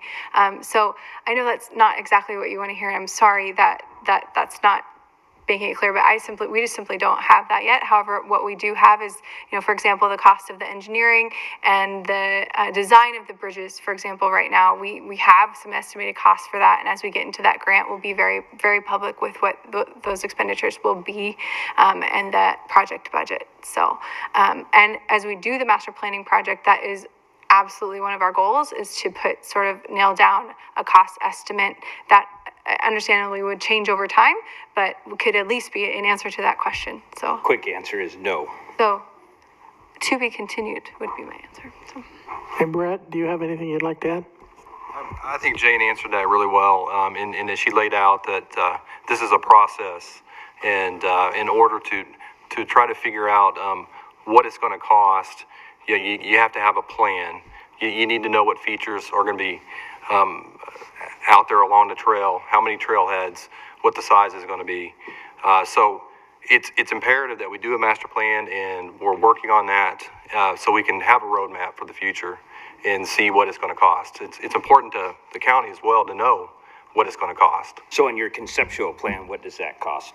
The conceptual plan didn't touch on the cost value. That was more of, landscape and architecture design. It was really to paint a picture, to put on paper sort of the nebulous idea of what we were talking about, to paint a picture of it. So master plan will get into that nitty-gritty cost details, working with planners, professional companies that do this, across the nation. And Jane, I think what maybe Mr. Mattson was getting at, what Chris was getting at, is we're through the conceptual plan now. Okay, we're moving on. The grants that are available for, and the outlay of the cost through the grants or through the county itself, what was the cost roughly to do the conceptual plan, if I understand, if that's what you're getting at? Based on your conceptual plan, what will the 8 miles, 9 miles, 17 miles, whatever your target is this week, for building a trail? Let me give you a little example, then I'll turn it over to the rest of the staff. Being the previous mayor of McMinnville, as you might remember, 2 years ago, the citizens of McMinnville passed a $34 million bond levy to do a lot of street work in McMinnville. Well, before construction even started, or before that was done, several things had to happen. There were not just the hearings between the citizens of McMinnville, but there had to be design concepts. There had to be preliminary engineering. There had to be bidding. So we had that same question coming up in before we even got to the point where we can say, okay, we're going to go ask the voters for $34 million to do these. A lot of money, probably over $300,000 was expended just to determine what it was going to cost to do the trail. So to say now, through the final plans, like Jane was talking about, until you to a point where you can actually send out bids for construction costs, engineering costs, you don't know. And until the county owns the property, I think the commissioners are told that until the county owns the property, when we get to the engineering, that would cost me, or the construction, we're not going to do anything until we own the property. So until we own the property, we can't really, in all honesty, we can't say what it'll cost because we don't own the property to know. What do similar bike trails cost per mile? Brett, can you answer that one?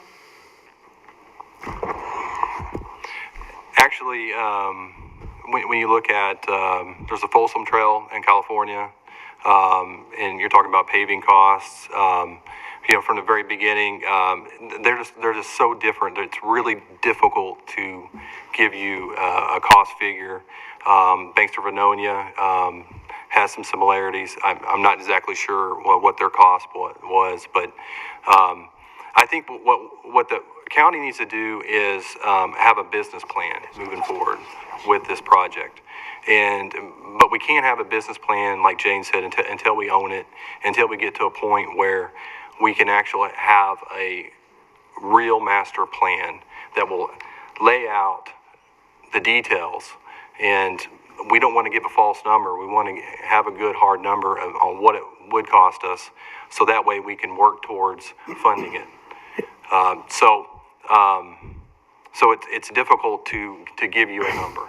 I think it's fair to, I think it's fair to say, Chris, after just consulting, and I think staff will probably agree with this, hopefully they won't shoot me, but I think we don't have that answer now, but we could try to look at similar type trails that have been built over the last 10 years, of course, knowing the economy and everything, and we'll be more than glad to post information on the trail website of an average, but whether it's by the mile, whether it's by the corridor, the type, how many, like bridges, that kind of thing, and we will make sure that we can get that information out there so it's viewable.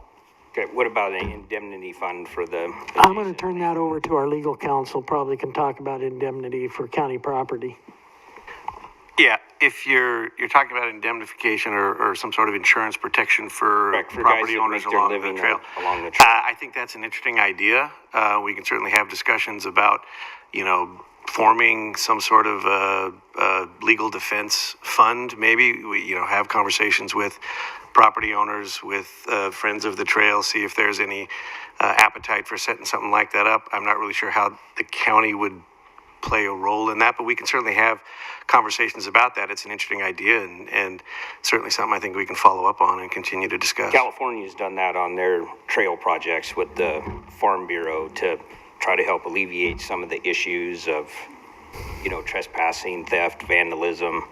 I know you guys say that won't happen here, but there's still a chance it might, so. Hey, that's what insurance and that's what attorneys are always worried about, right? Is the risk, and you hope for the best and you plan for the worst, and this is a perfect example of an opportunity to explore something like that. I would certainly appreciate any information you've got about what you've learned about similar programs in other places. We could do some research ourselves and continue to certainly have that discussion. I think it's, I don't know how others feel, but I certainly think it's something that's worth exploring.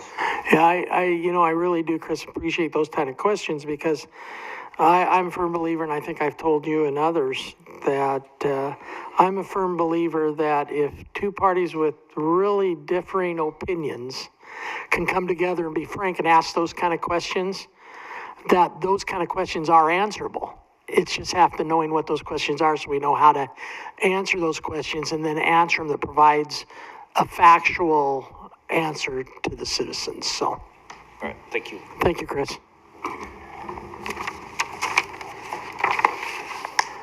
The next one we'll take comments from is Chad Olson. So Chad, come on forward, please.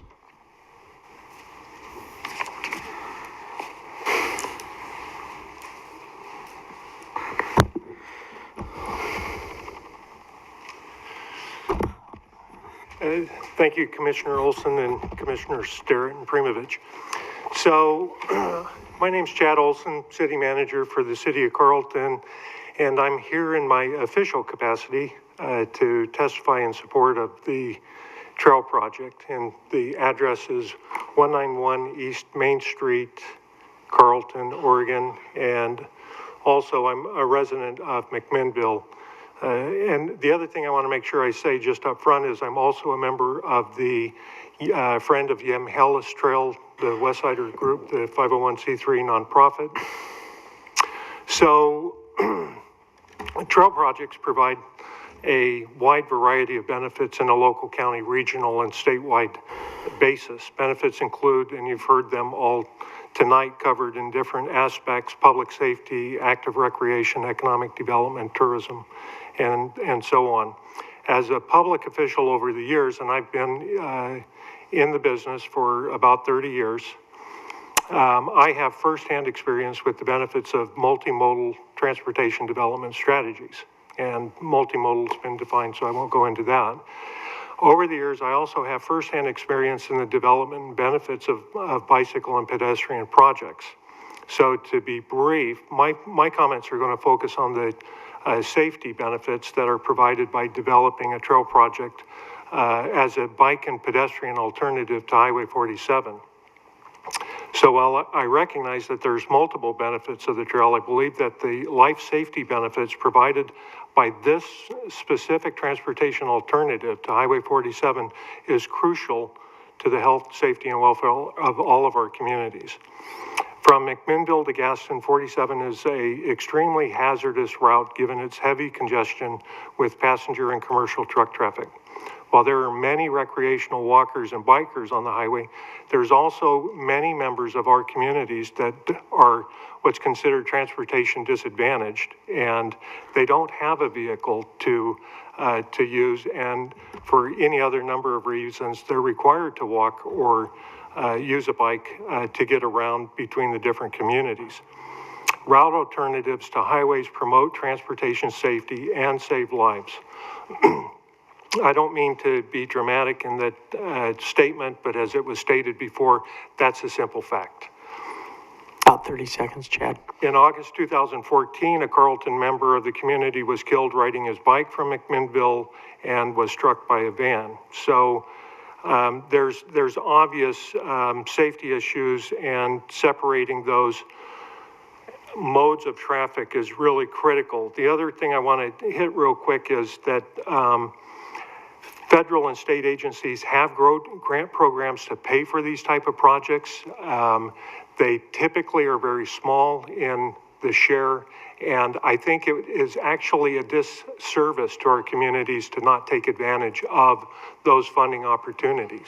Okay, I hate to cut you off, Chad, but I have to cut you off.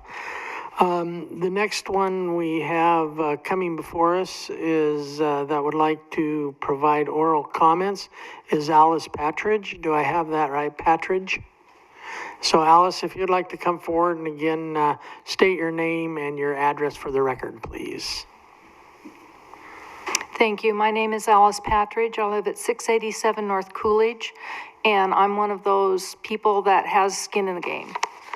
I've recently retired, was widowed last year in the middle of a process for looking for a home that we could actually afford and outside the city limits. Every single house that was in a price range that was affordable was either on a busy street, back to a busy street, a flag lot, or in terrible condition, or had a freeway access. Every one of those properties were in our price range because they were devalued because of those situations. In my opinion, this is not an asset to my property values. And if this moves ahead, you know, I did not move an hour away from the town that I go to church in and I have my business affiliations with to have the public literally in my backyard. Some of the concerns I have is you showed the breakaway of the width of with the bed, the road bed. My house is already in a situation where the drainage is not proper and it literally floods my entire backyard to where I can't use it. I've had contractors come out and they said it's not my property, it's the poor drainage that is being funneled into the entire over 100 feet of frontage. That's making my backyard totally unusable and totally flooded underneath my house. The drainage system and everything is having to be modified, and it's still not clear that that's going to maintain that. I'm all for good transportation and safety and all that kind of stuff, but isn't there room for the individuals? I mean, our government originally was created to protect the citizens from big business. It appears that government now has become big business, and that's really sad. And when I looked at the county map and I first found out about this, because it wasn't disclosed to me that I was buying property on a public potential throughway, I looked on the county maps and I saw this property and I thought, I think that's railroad. Well, you look on your current county maps, Yamhill maps, that's not a continuous piece of property. It's not all owned by railroad. What contingencies are being made and is there any agreement with these private landowners that, oh, sure, go ahead, bifurcate my property? You know, what are the funds set aside for that? And I'm in agreement. About 30 seconds, Okay. Alice. I'm in agreement with the fact that I don't want the liability of the public literally at my backyard. We got fire dangers, you know, the blackberry bushes, those things get dry, and you're going to put a pavement situation. We all just went through a horrible wet winter. You're going to cover this land that absorbs the water with something more that prohibits that. There's going to be greater flooding. There's a lot of lowland area here. Okay, we're getting towards the end, Alice, but I want to address a couple things. I think you had a question in there. Yes. That I'll address. Is number one, I'm going to have our parks manager write down the issue with the drainage. So as engineering takes place, that can be addressed. But I'd like, Jane, I'd like our projects and grants manager I have the same question regarding the contiguousness of the trail, so I will let Jane address that. Yeah, thanks for your questions, Alice. I appreciate it. So the corridor is mostly intact, but you're correct. There are a few private property owners. Quite large ones. There are 4 specifically. 2 of them are donating easements to the project, so they're in complete support and are indeed donating their land once the county acquires it for this purpose. One of them purchased the property with the easement written into their deed. So we had a period of time in which we could acquire that. The railroad reserved that for us. They worked with that property owner, made them fully aware. We actually rerouted the center line of the corridor to go to the west side of their property to further accommodate their business activities there. So that's what the railroad did to do that. And then there is one private property over to the north that owns the corridor outright. It is a small section, and he is not in support of the trail. However, we have worked with the adjacent landowner to his property, which is U.S. Fish and Wildlife, to actually route the trail through their land, which serves their purpose, and to not infringe upon that property owner's property. So we are only acquiring property that is being sold by Union Pacific Railroad. One of the things that the sheriff touched on and has been mentioned several times tonight is this appears to be more of a seasonal favoring the summertime. If we're using this to facilitate from Yamhill to Carlton for the schools, we're going to have a lot of children on that in time frames that it's not going to be well maintained. Is that really, it appears to me to be an increasing safety issue for the children. You know, what I'll ask you to do since we did answer those 2 questions, Alice, is as part of this process, what I would encourage you to do is you can get another card from McKaylee over there, and those type of questions, put your name and address and email if you want to respond to them, and any additional questions you have, write on your form, and then they will become part of this meeting, so we can make sure we can get the answers. Do that tonight? Yes, you can do that tonight, or any time you can contact any one of the 3 commissioners and email us or whatever. We'll make sure it gets in the right place. Thank you.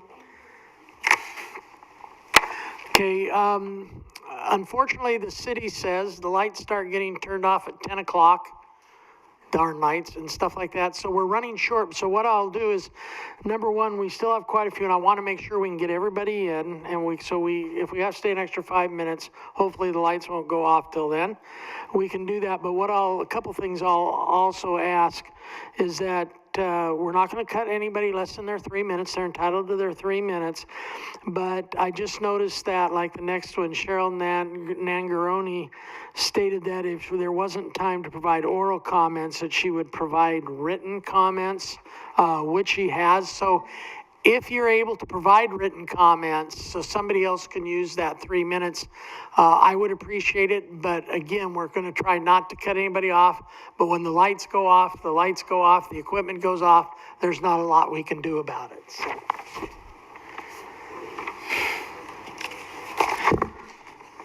The next one we have is, on the list is Brian Schmidt. So Brian, he'd like to go ahead and give some oral comments, so come on forward. And again, Brian, go ahead and state your name and sign in, please. Hello, Chairman Olson, and thank you very much for organizing this today. I want to say hi to Mrs. Crockett over there. She was an awesome band teacher a long time ago. She taught me how to play trumpet. Yeah, okay. So I'm here today to talk about, read a letter from the Yamhill County Farm Bureau. The president has this letter, then I've submitted it to the public record, so you can read that too, or have lots of copies. So it says, good evening, commissioners and staff. Thank you for providing this forum. Let's see, on September 6th, an Oregon Farm Bureau attorney met with Yamhill County planners and its legal counsel to discuss the trail, and present were Mr. Todd Salo, and planner Ken Friday, and a few other staff members who are here tonight. Laura Toshbolt, she was here there too. Oh, there she is, hi.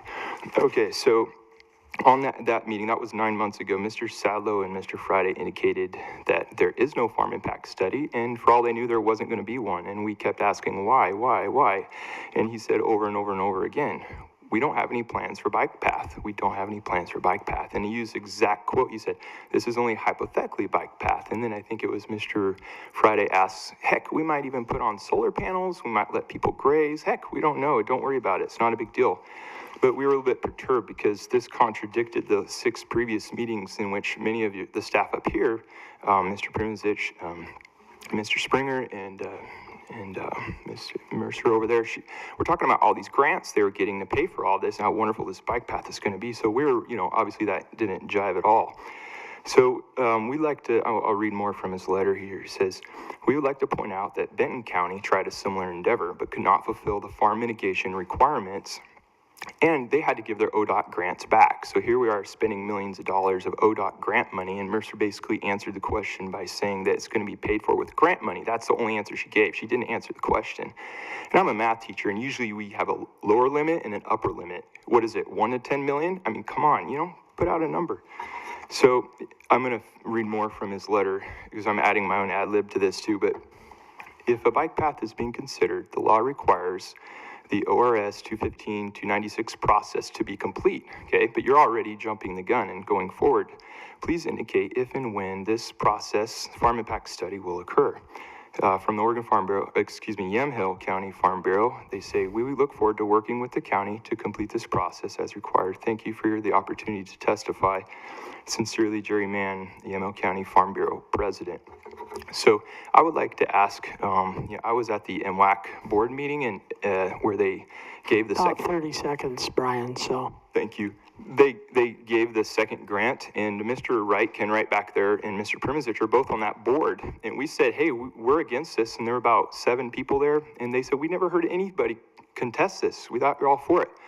And I talked to LCDC there, and they said, what's the big deal? Ken Friday and I already had a conversation. There's going to be a farm back stay. So they don't understand what all this hubbub is about. So, Mr. Olson, if you have time tonight, why was I told that this is about a commuter line to Washington County, a light rail, and not about a bike path? Okay, I will just, since I'm the new commissioner and the kid on the block, and I'm the one that convened this meeting, I will tell you what I know, and this is just me personally, I don't want to speak for either one of the other commissioners, is I want to be perfectly clear so everybody understands tonight, and I wasn't on the commission last year, I don't know, but you can tell by looking at the grants, yes, this is a multimodal corridor, but the primary immediate function of this corridor is for a trail, and I'm going on record and I'm saying that myself. In the future, it's a 60-foot wide right-of-way. It can be used for everything, but there's no doubt, even in my mind as a commissioner, that the initial use of that was designed or is for a trail. It was put in the transportation plan that way. But the second issue I'd like to address, and just to let you know, Brian, and I'll address this question myself, is that with the change of the commissioners, that 2 of the commissioners, even though there's a legal litigation whether we do have to follow the farm impact study or we don't have to follow the farm impact study, and I'm not going to get into legality whether it's in the comprehensive plan, not in the comprehensive plan, but 2 of the commissioners have gone on record at a meeting saying it is our desire, whether it's required or not, that the county perform a farm use analysis.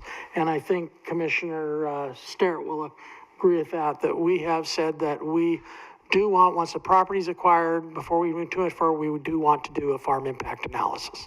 And if it fails, then you have to give the grant money back. So I just wondered, You're the only one I talked to DLCD, I've talked to a lot of other people, I've talked to our legal counsel.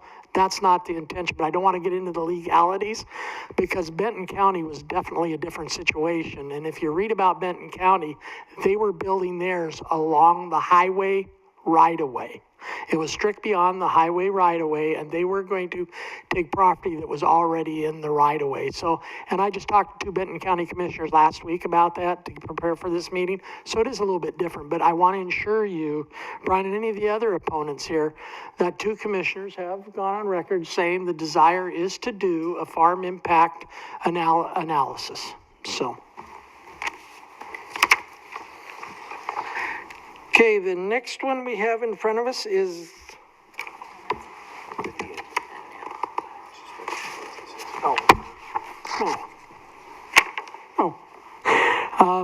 Next one we have that'd like to provide oral testimony is Galen McBee. So Galen, come on up. Not that you know anything about parks or anything like that, but come on up. My name is Galen McBee, and I live at 625 Northeast 11th Street, McMinnville. And I would like to go on record as being for the trail. It's late, and I know that others want to speak. Very quickly, our bicycle group here in McMinnville, I lead two of them. I try to lead them. I usually lose control very quickly. But we do ride the Banks Vernonia Trail. And we annually go up there and ride. And I have watched that development of that trail from the onset in the early 70s. And I think if you go back and look and talk to the state and look at some of their record, you'll find all of the turmoil that the adjacent property owners, the agony that they went through with those neighbors was done in that time. And I think anyone riding that trail will see that what a great asset it is for the state. Thank you. Thank you, Galen. The next one who would like to provide comments, and I hope I have this name, last name right. It's Mark Giebler. Is that correct? Mark, it looks like a G. Gabler. Okay, Mark Gabler. Okay, so he did not leave him, but we'll put his card aside to make sure he gets it. The next one is Suzanne Stinnett. So Suzanne, if you'd like to come forward. And it says you on oral and a question, so. Okay. My name is Suzanne Stinnett, and I live at... Can you pull a little bit closer to you, Suzanne, so we can hear you? My name is Suzanne Stinnett, and I live at 6300 Highway 47. The trail that you guys are proposing to do is going directly through my backyard. I have a lot of timber. I have a lot of tall grass. What my concern is when they did have the tracks behind my house 27-something years ago, it was a problem. There were boxcars in there that were occupied by vagrant people. As soon as they took those boxcars out and the tracks out, the vagrant people seemed to have left. Plus all the blackberries and everything kind of helped that problem. They don't want to go back there anymore. But seeing as I'm going to be so close to Gun Club Road, I am close to Mule Lake, that's Gun Club Road where they're going to do a thing, the end of it. Quarter mile past that on, right there. Very close. My question is I know the Sheriff's Department is very, very fast at responding. There's been many complaints at Mule Lake Ranch where the gentleman that had bought Mule Lake Ranch, the cabin down on the lakeside, they have had many, many people down there with heroin use, drug use, vandalism. They've really thrashed the place. I have children that have been running down the Highway 47, and yes, they are runaways. What my concern is if there's still runaways going from Carlton towards McMinnville, nobody's going to know that they're even there at all on that trail. They're going to have places to hide. Also, the vagrants are going to have places to hide. It's not going to be a real safe place because it is out in the middle of nowhere. And I don't really think that that's a really good answer. Yes, I do want to have a good, safe place for the children to go and people to bike and all that kind of stuff. Okay, but there is Old McMinnville Highway, which runs right directly from Picola to Gun Club Road. And it is a graveled road. Why can't they use that? It's open. It's not hiding anybody. You can't hide out back there. The sheriffs will be able to respond in a very timely manner. It's like they respond fairly quick to my address, but I'm right there on the Highway 47. What are they going to do when they have to go back by horseback or bicycle? That concerns me. There's going to be people camping back there. About 30 seconds, then we'll get to your question. There is a homeless problem. And back then, 27 years ago, it wasn't as bad, but it is getting 10 times worse. Okay. So that's all I got to say about that. Okay, and I noticed you also you'd like to ask a question, so you can go ahead and go with your That's question. my question. That was your question? How are they going to patrol that area for safety? I think the sheriff addressed that once a little bit earlier, but I'll let him address it again. The bicycle and the horses, yes, I can understand that. And I have seen the sheriff department respond directly on Highway 47. But you're not going to be able to get back to those other forestry spots. So I don't know if you've had a chance to review the 50-some page concept plan that I'd gone through it a little bit, because that was one of the questions that a lot of this are having is, how are we going to get back there? How easy it is. It's parallel to Highway 47, which is very easy for us to get to. There's a lot of crossroads, but how are we going to get down there? And looking through this plan, part of the master plan process is to make sure that at each intersecting point, there's some sort of pull out. There's barriers that we have the ability to pull out. And from looking at the plan and the concept, it's going to have 10 feet worth of pavement, and our patrol cars can drive right down the middle of 10 feet worth of pavement. So if we had to get to any part of that trail, we'll drive onto the trail and we'll drive the entire route till we need to get to where we need to get to. So it's until I think the county gets much farther down the road, I think it's very conceptual on what actual safety impacts you're going to have in the community. Because I could point out 50 different locations in our county right now that have the exact same safety impact, that concerns that are probably more of a concern than a trail like this running through. We tend to see less of the vagrants and the homeless and the hanging out on these big, wide open tracks where a lot of people like to travel through. City of McMinnville, for example, the stretch between Baker Creek and Wallace there's a nice little stretch. It runs right through a whole bunch of neighborhoods. There are a ton of people that are on that on a regular basis, and the city of McMinnville will tell you that's not the areas that they're concerned about.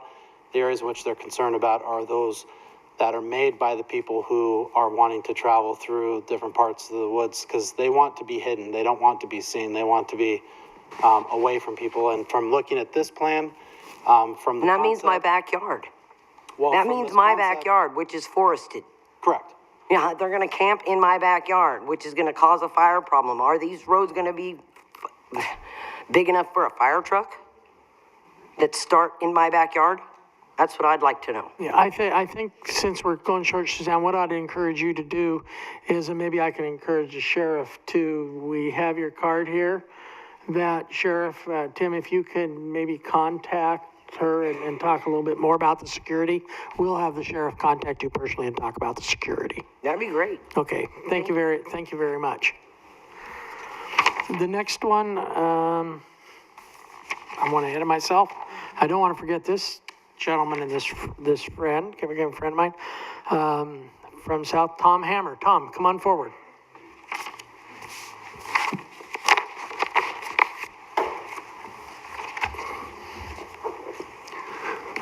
Tom Hammer, 23701 Wallace Road, Wheatland, Oregon. A lot of this has been covered, so I'm going to hit. Your planning's been incomplete, commissioners. You don't have an economic advisor. You don't have a contractor to tell you how your costs are escalating. You don't have a representative from farms, and you don't have a taxpayer advocate. So what we're seeing here is a real lopsided deal. And also we're told to testify tonight, but it's a done deal too. I think that that's pretty poor. I want to say something about farmers. In Yamhill County, agriculture is our #1 industry. The most employees of any industry are farm workers. And for each person who works on a farm, there's 7 other jobs that are supported by that. That's the backbone of your county. So I would think if there was any business thought to this, that you'd be looking out for what's good for the farms as businesses. You've heard tonight from some farmers. I think they were hobby farmers. The real ones are out there working until the sun goes down. They couldn't be here. But you haven't even tried to listen to them. I think you've even ducked them. Farmers, what's their life like? They aren't guaranteed. They don't have guaranteed salaries. They don't have guaranteed health care. They don't have guaranteed pensions. They just take their chances with the free market every day. They're managing financial. They're managing financing. They're subject to regulations, changes in the weather, all of those things, and I don't think that's being respected. This is going to harm farms. People that have said it won't, like I said, they might have been hobby farmers, but I'm talking hands-on farmers. And if commissioners don't look after farmers, who will? I mean, the people in the urban growth boundary have mayors and city councils, but who cares about the farmers? And if I were a commissioner, I'd say, well, most of the votes are in the city, so I want to get reelected. That's who I'm going to listen to. You don't get something for nothing. And this business of bicycling, I want to say, is fun. I enjoyed it as a kid, and I think everybody should grow up with a bike. 30 seconds, Tom. Okay. The transportation package recognizes that this share the road stuff also includes share the cost now. And so part of the transportation package, when you buy a sport bike, you'll pay a fee. And so it's finally being recognized by our legislature, which are not exactly hard-nosed conservatives. Okay, you need to go ahead and wrap up. Tom, we'll give you just a couple I'm pretty well seconds to wrapped wrap up, Commissioner. I want to say I'm disappointed that you mentioned it be an agriculture analysis instead of an official binding agricultural impact study.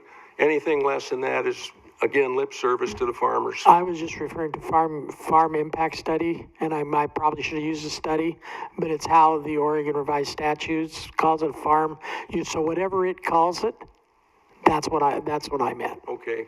I just thought of one more thing for the legal department. Okay, go ahead. All state highways and that interact with pedestrian bicycles, and Commissioner Primizich and I heard this last Friday, are having to comply with new ADA stuff based on some lawsuits, and that's not factored into your plans. Okay. Thank you, Tom. The next one that I'd like to call forward to speak, it looks like Diane Jensen. Is there Diane Jensen here? She had to leave. Okay. Thank you very much. The next one we have is Brian Koch. So Brian, are you still here? And Brian said, he was going to provide written, and so we'll go ahead and go past him.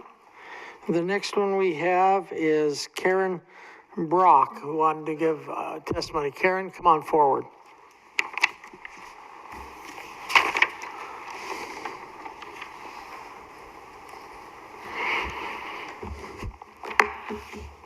I'm Karen Brock. I live in Yamhill, and my husband and I have a farm there, and we also own a piece of property in the city of Carlton that is adjacent to the proposed trail.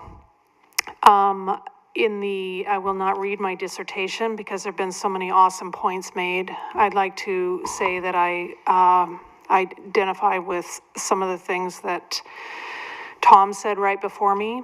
I think that the farmers we need to embrace them and make them feel like this is going to be okay for them too.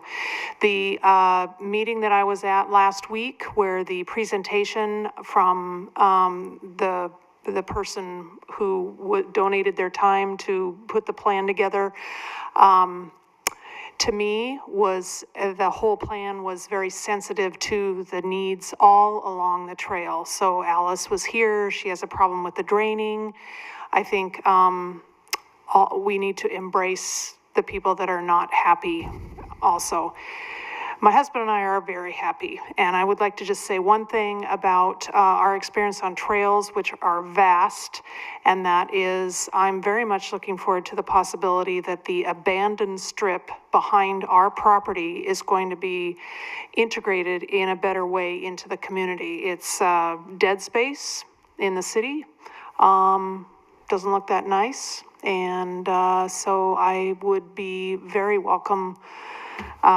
very eager for something to be done with that. I can't do anything with it. It's not mine. I'm not supposed to be on it. I would also like to just say thank you very much for this very informative evening and being brave enough to do your jobs and be here and listen to all this.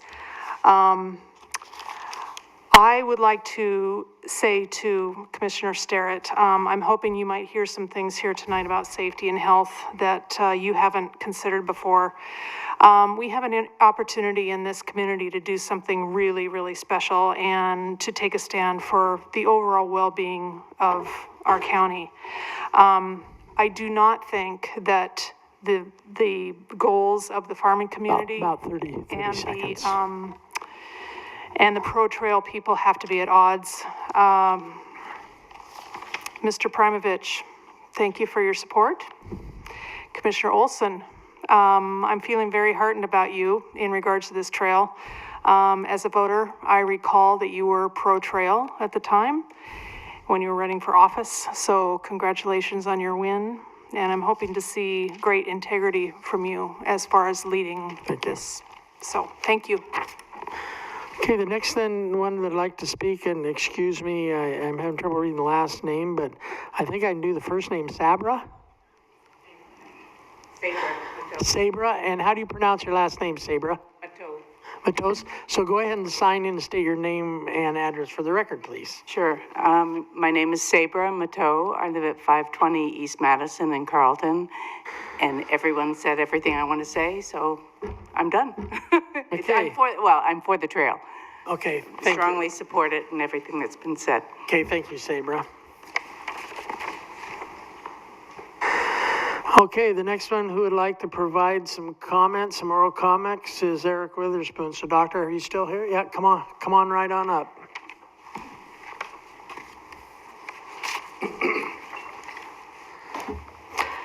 I'm Eric Witherspoon. I live at 23355 Mount Richmond Road outside of Yamhill, but I have worked and built businesses for 37 years at 310 South Pine Street and 230 South Pine Street in Carlton.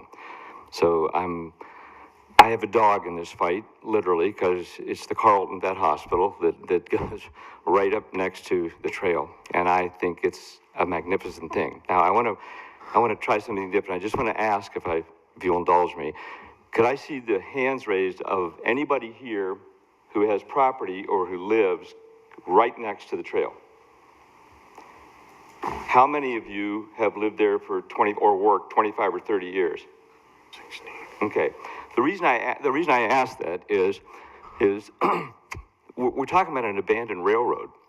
And for the first 10 years that I had my business there in Carlton, I would come to work and there'd be a line of boxcars, empty, full, some of them with flatbeds with steel going to the steel mill, for miles. And they broke those trains so people could cross the roads at the road going to the grade school and the next road down on Highway 47 and at Gun Club Road. And if I'm wrong, point it out to me, but they didn't break it on your farms. They didn't. I mean, the train went right across there. So I'm going to say what's bad for farming were some of those trains. And when they pulled those trains out, it was bad for business too. When they pulled those trains out, they left a big mess behind. So when talking about what's good for farming, we have to remember that that was a railroad there that divided a lot of those fields, that kept people right through the middle of Carlton, right on the outside of Yamhill, right through Cove Orchard. And it was great when they pulled it out. And now we have this long stretch that can be used again. And I just want people to remember that that's what it used to be. And it's an opportunity to turn it into something positive. Thank you. Okay, thank you. It looks like we have about 4 more comment cards, so I'm going to go through these. It appears we have, they are all proponents, is that correct, Laura?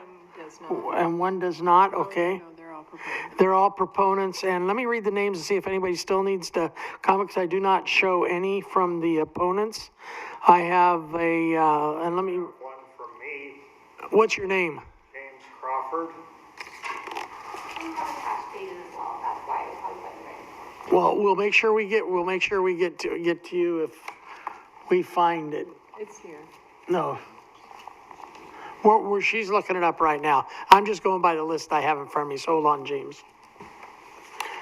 But since you did have one, and you wanted to provide oral comment also?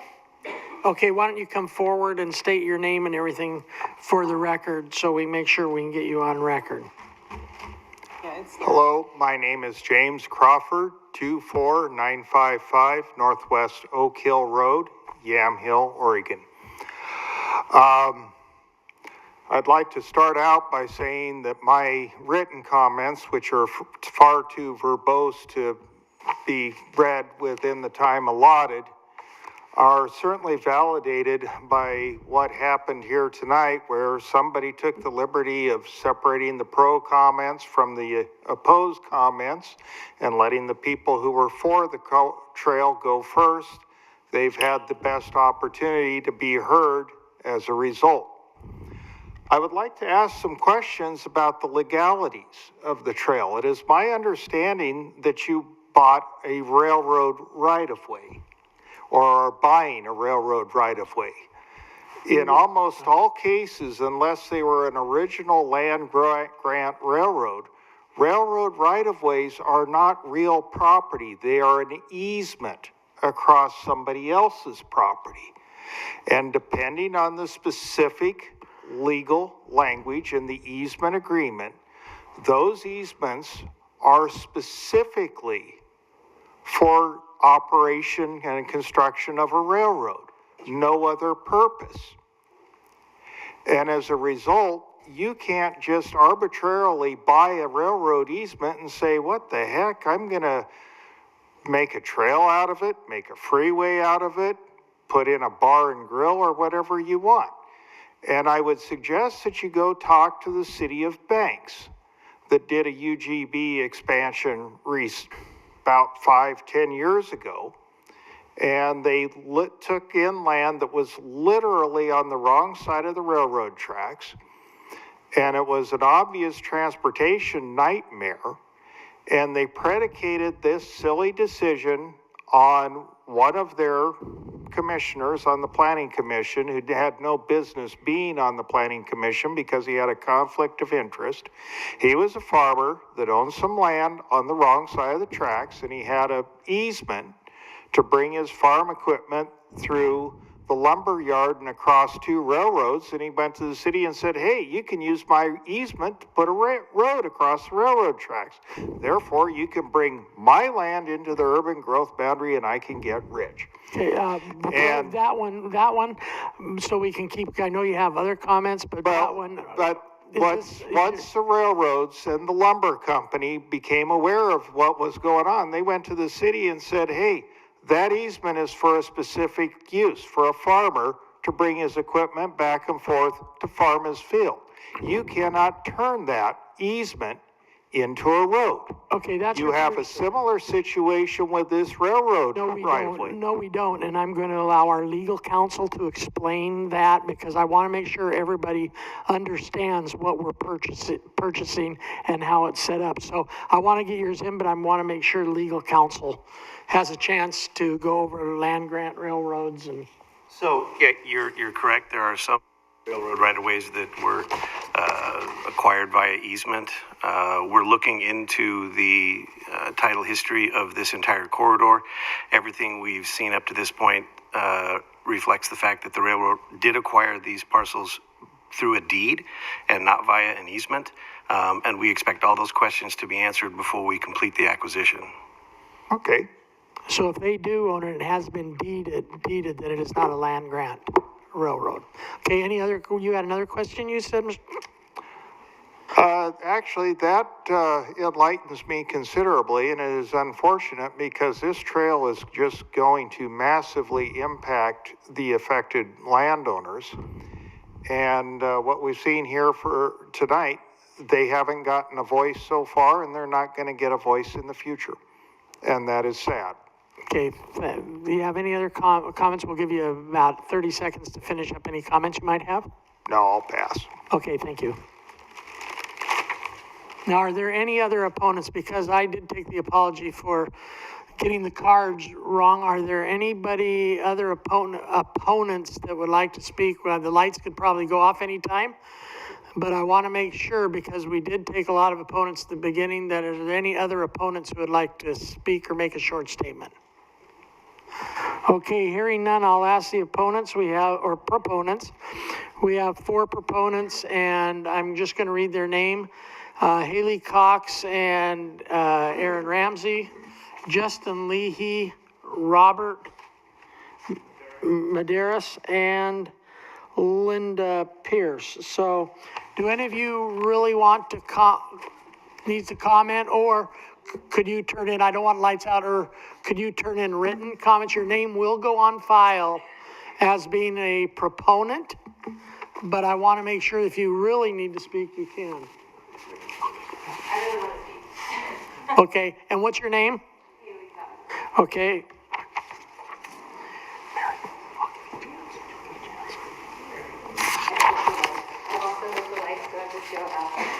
But if they do, then that'll be okay. My name's Haley Cox, and I grew up on Riverbend Road in McMinnville.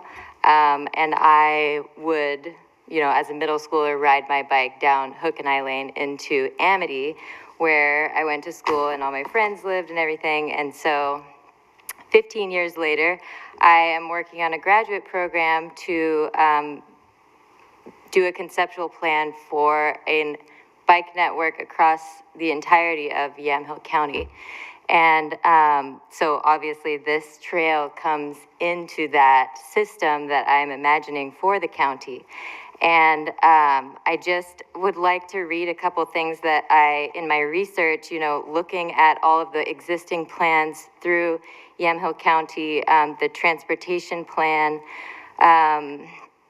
the goals within these plans, the Parks and Open Space Plan, the Economic Development Plan, and the Transportation System Plan all have, goals that are significantly related to such a multimodal bike network. So I think it's really important to take, all of those aspects into account. I know we have representation from the Parks Department, and I know that this concept plan has been adopted into the transportation plan, but it seems like it may be valuable to actually create a dedicated task force to bikeway planning countywide.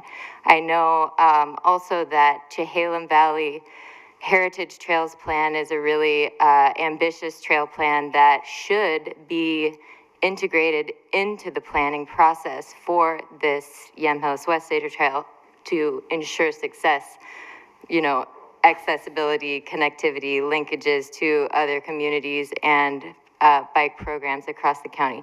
And so I would just encourage the county to think about this really, really awesome, unique opportunity in a sort of larger landscape level approach, as the beginning of something, really cool for the entire county. And so I support this, and I support bike planning across the county as a whole. And I'm looking forward to seeing how it progresses. Okay, thank you very much. I take it I didn't see any of the other hands come up from the other 3, so making written comments will be okay. What I'd like to do then is take an opportunity before we go into the really next steps is to give a chance for the other commissioners. First, I'd like to ask Commissioner Sterrett if she'd like to take a minute and a half if you have any comments, Commissioner. Thank you. Thank you, Commissioner. And I want to thank you for the impetus to have this meeting. I've tried for a number of years to get consensus on the board that this was something we needed to do, so I appreciate your doing this. I appreciate staff working on all of this. This hasn't been an easy process, but I do want to give you the big picture, and I am concerned about county finances. I don't know if you're paying attention to what's going on at the state, but what's happening at the state can impact us here in this county, whether it comes to social services or some of the things. We need to ask a question: what are the core functions of government?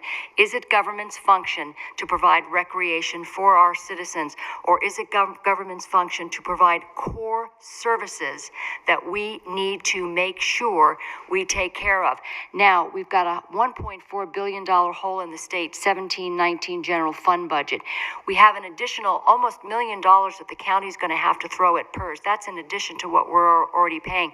That's no new services. We have a loss of $1 million in the River Bend tipping fee. That's another hit to the county. We're going to have an increase in general fund money going to the sheriff's office for a number of reasons. We have a list of maintenance projects as long as my arm, and we can't get to them all. But the interesting part about this is every one of our capital improvement projects, we know what it's going to cost. We have an estimate for it, and we can put that on the list. We heard 10 minutes tonight of with all due respect to my colleagues, answer the question. The simple question is, we're going into a project, a capital project, that we do not know how much it's going to cost. Nobody even buys a piece of property without at least thinking about what the house is going to cost that they put on it. So to say we don't know, I think does a disservice to the fact that this county has been very fiscally responsible, and I'm concerned about this going forward. We hear about the kids, we hear about safety. I think the best thing we can do for our children is not to leave them in debt, and I'm concerned about what's going to happen when we've got supposedly a trail that we're going to have kids go on. First of all, I think that could be extremely dangerous.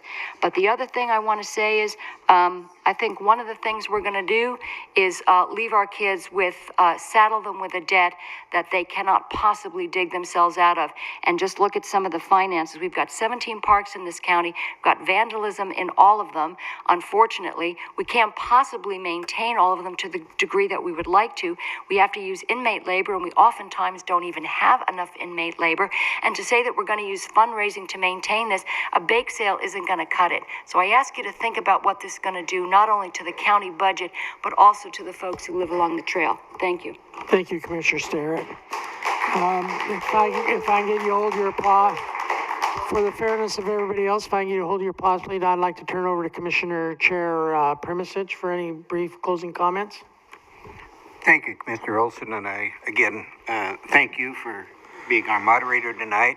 I thank all of you for being here tonight to share your thoughts and your testimony with us. As was pointed out by Commissioner Sterrett, this has been a process for quite some time. She's quite concerned about the state budget, as we all are, because we have no idea where it's going. The monies that are being spent on this are monies that are coming from both federal and state governments that are dedicated to multimodal transportation.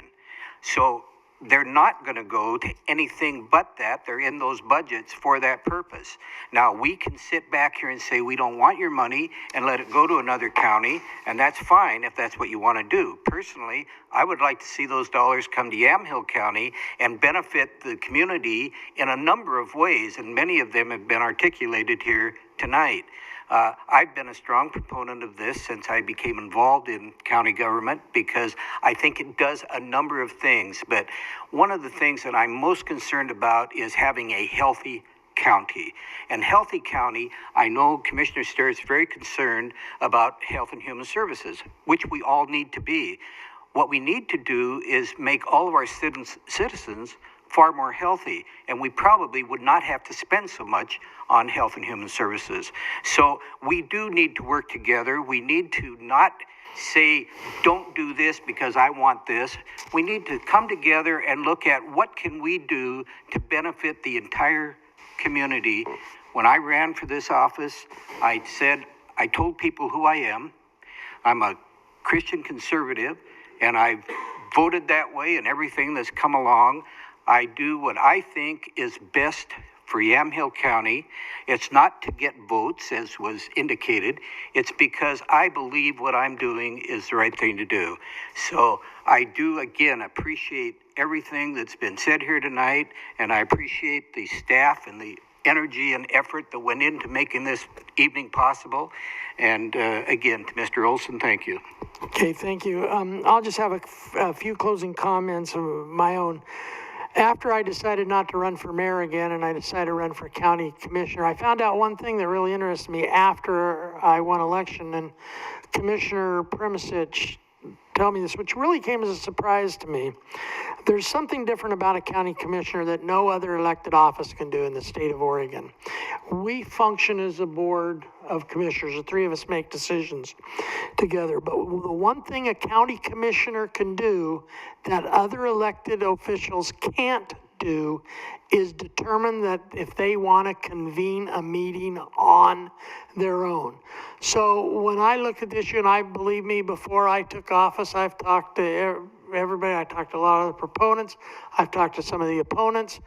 And I decided that it would be a good idea, whether it would do any good or not, but to get people together. So hopefully, and put up a website so the information was there, the county wasn't trying to hide anything. Put together meetings such as this, such as a community dialogue outside of the public land use hearing process, to take information and just take comments from people. So when I heard that as a commissioner, I decided, you know, I think I'm going to do that. And I would really like to thank my fellow commissioners when I brought it up to them for supporting the idea as a commissioner that I be able to convene this meeting. I also want to thank the other commissioners and the staff. A lot of work went into, more than you could ever believe or I will ever realize, in modifying the county's website to put all the information about the trail as it's gotten, or as we get it out on the website, for the citizens to be able to access. Same idea with having some of the plans, conceptual plans, put on USB sticks. I'm very critical that whether anybody agrees with my decision or not, agrees with my standing or not, they will know where I stand, and when I make a vote, they will know why I voted the way I did. So I'd like to thank staff for all the time, and it was not a short period of time to make all that information available to everyone. You know, especially too, I really want to thank everybody that's sitting in this room and those who have left as a citizen, because believe me, after 33 years in government with the city of McMinnville, I didn't need to become a county commissioner. But the one thing I believe in is, and I've told other commissioners, I told everybody that I could, that I believe in people, process, and product. People not being the commissioners, people being the citizens, all citizens. The process, how we go through a process to determine what we're going to do. And third, the product that government puts out. In this case, it's communications with the people, it's listening to the people, it's talking to the people. So I believe that I, as a commissioner, that I owe it to everybody, whether you're opponent, and I'm I will not hide the fact that I am pro-trail, but I also will ensure that everybody gets the same chance to talk and voice their opinions. And to tell you the truth, if after the mitigation factors come back, if we can't mitigate things to make the trail happen, then we can't mitigate things to make the trail happen. That's all I can say to that. What I'd also encourage you all to do is, our website is getting updated constantly with new information. The grants that we're working on now, every piece of information we could find that was available on the grants, access or information from this will be on the website, that you keep informed, you keep involved, and if you have a question, don't think nobody wants to answer your question. Call one of the commissioners, email one of the commissioners. We'll make sure, and I'll make sure if I can't answer it, I will get you to the people who can answer it. You might not necessarily like their answer, but I'll make sure that you get an answer for it. So that being said, I would like to go over, and I guess where do we go from here? The next couple of minutes of spending, where do we go from here and what the plan?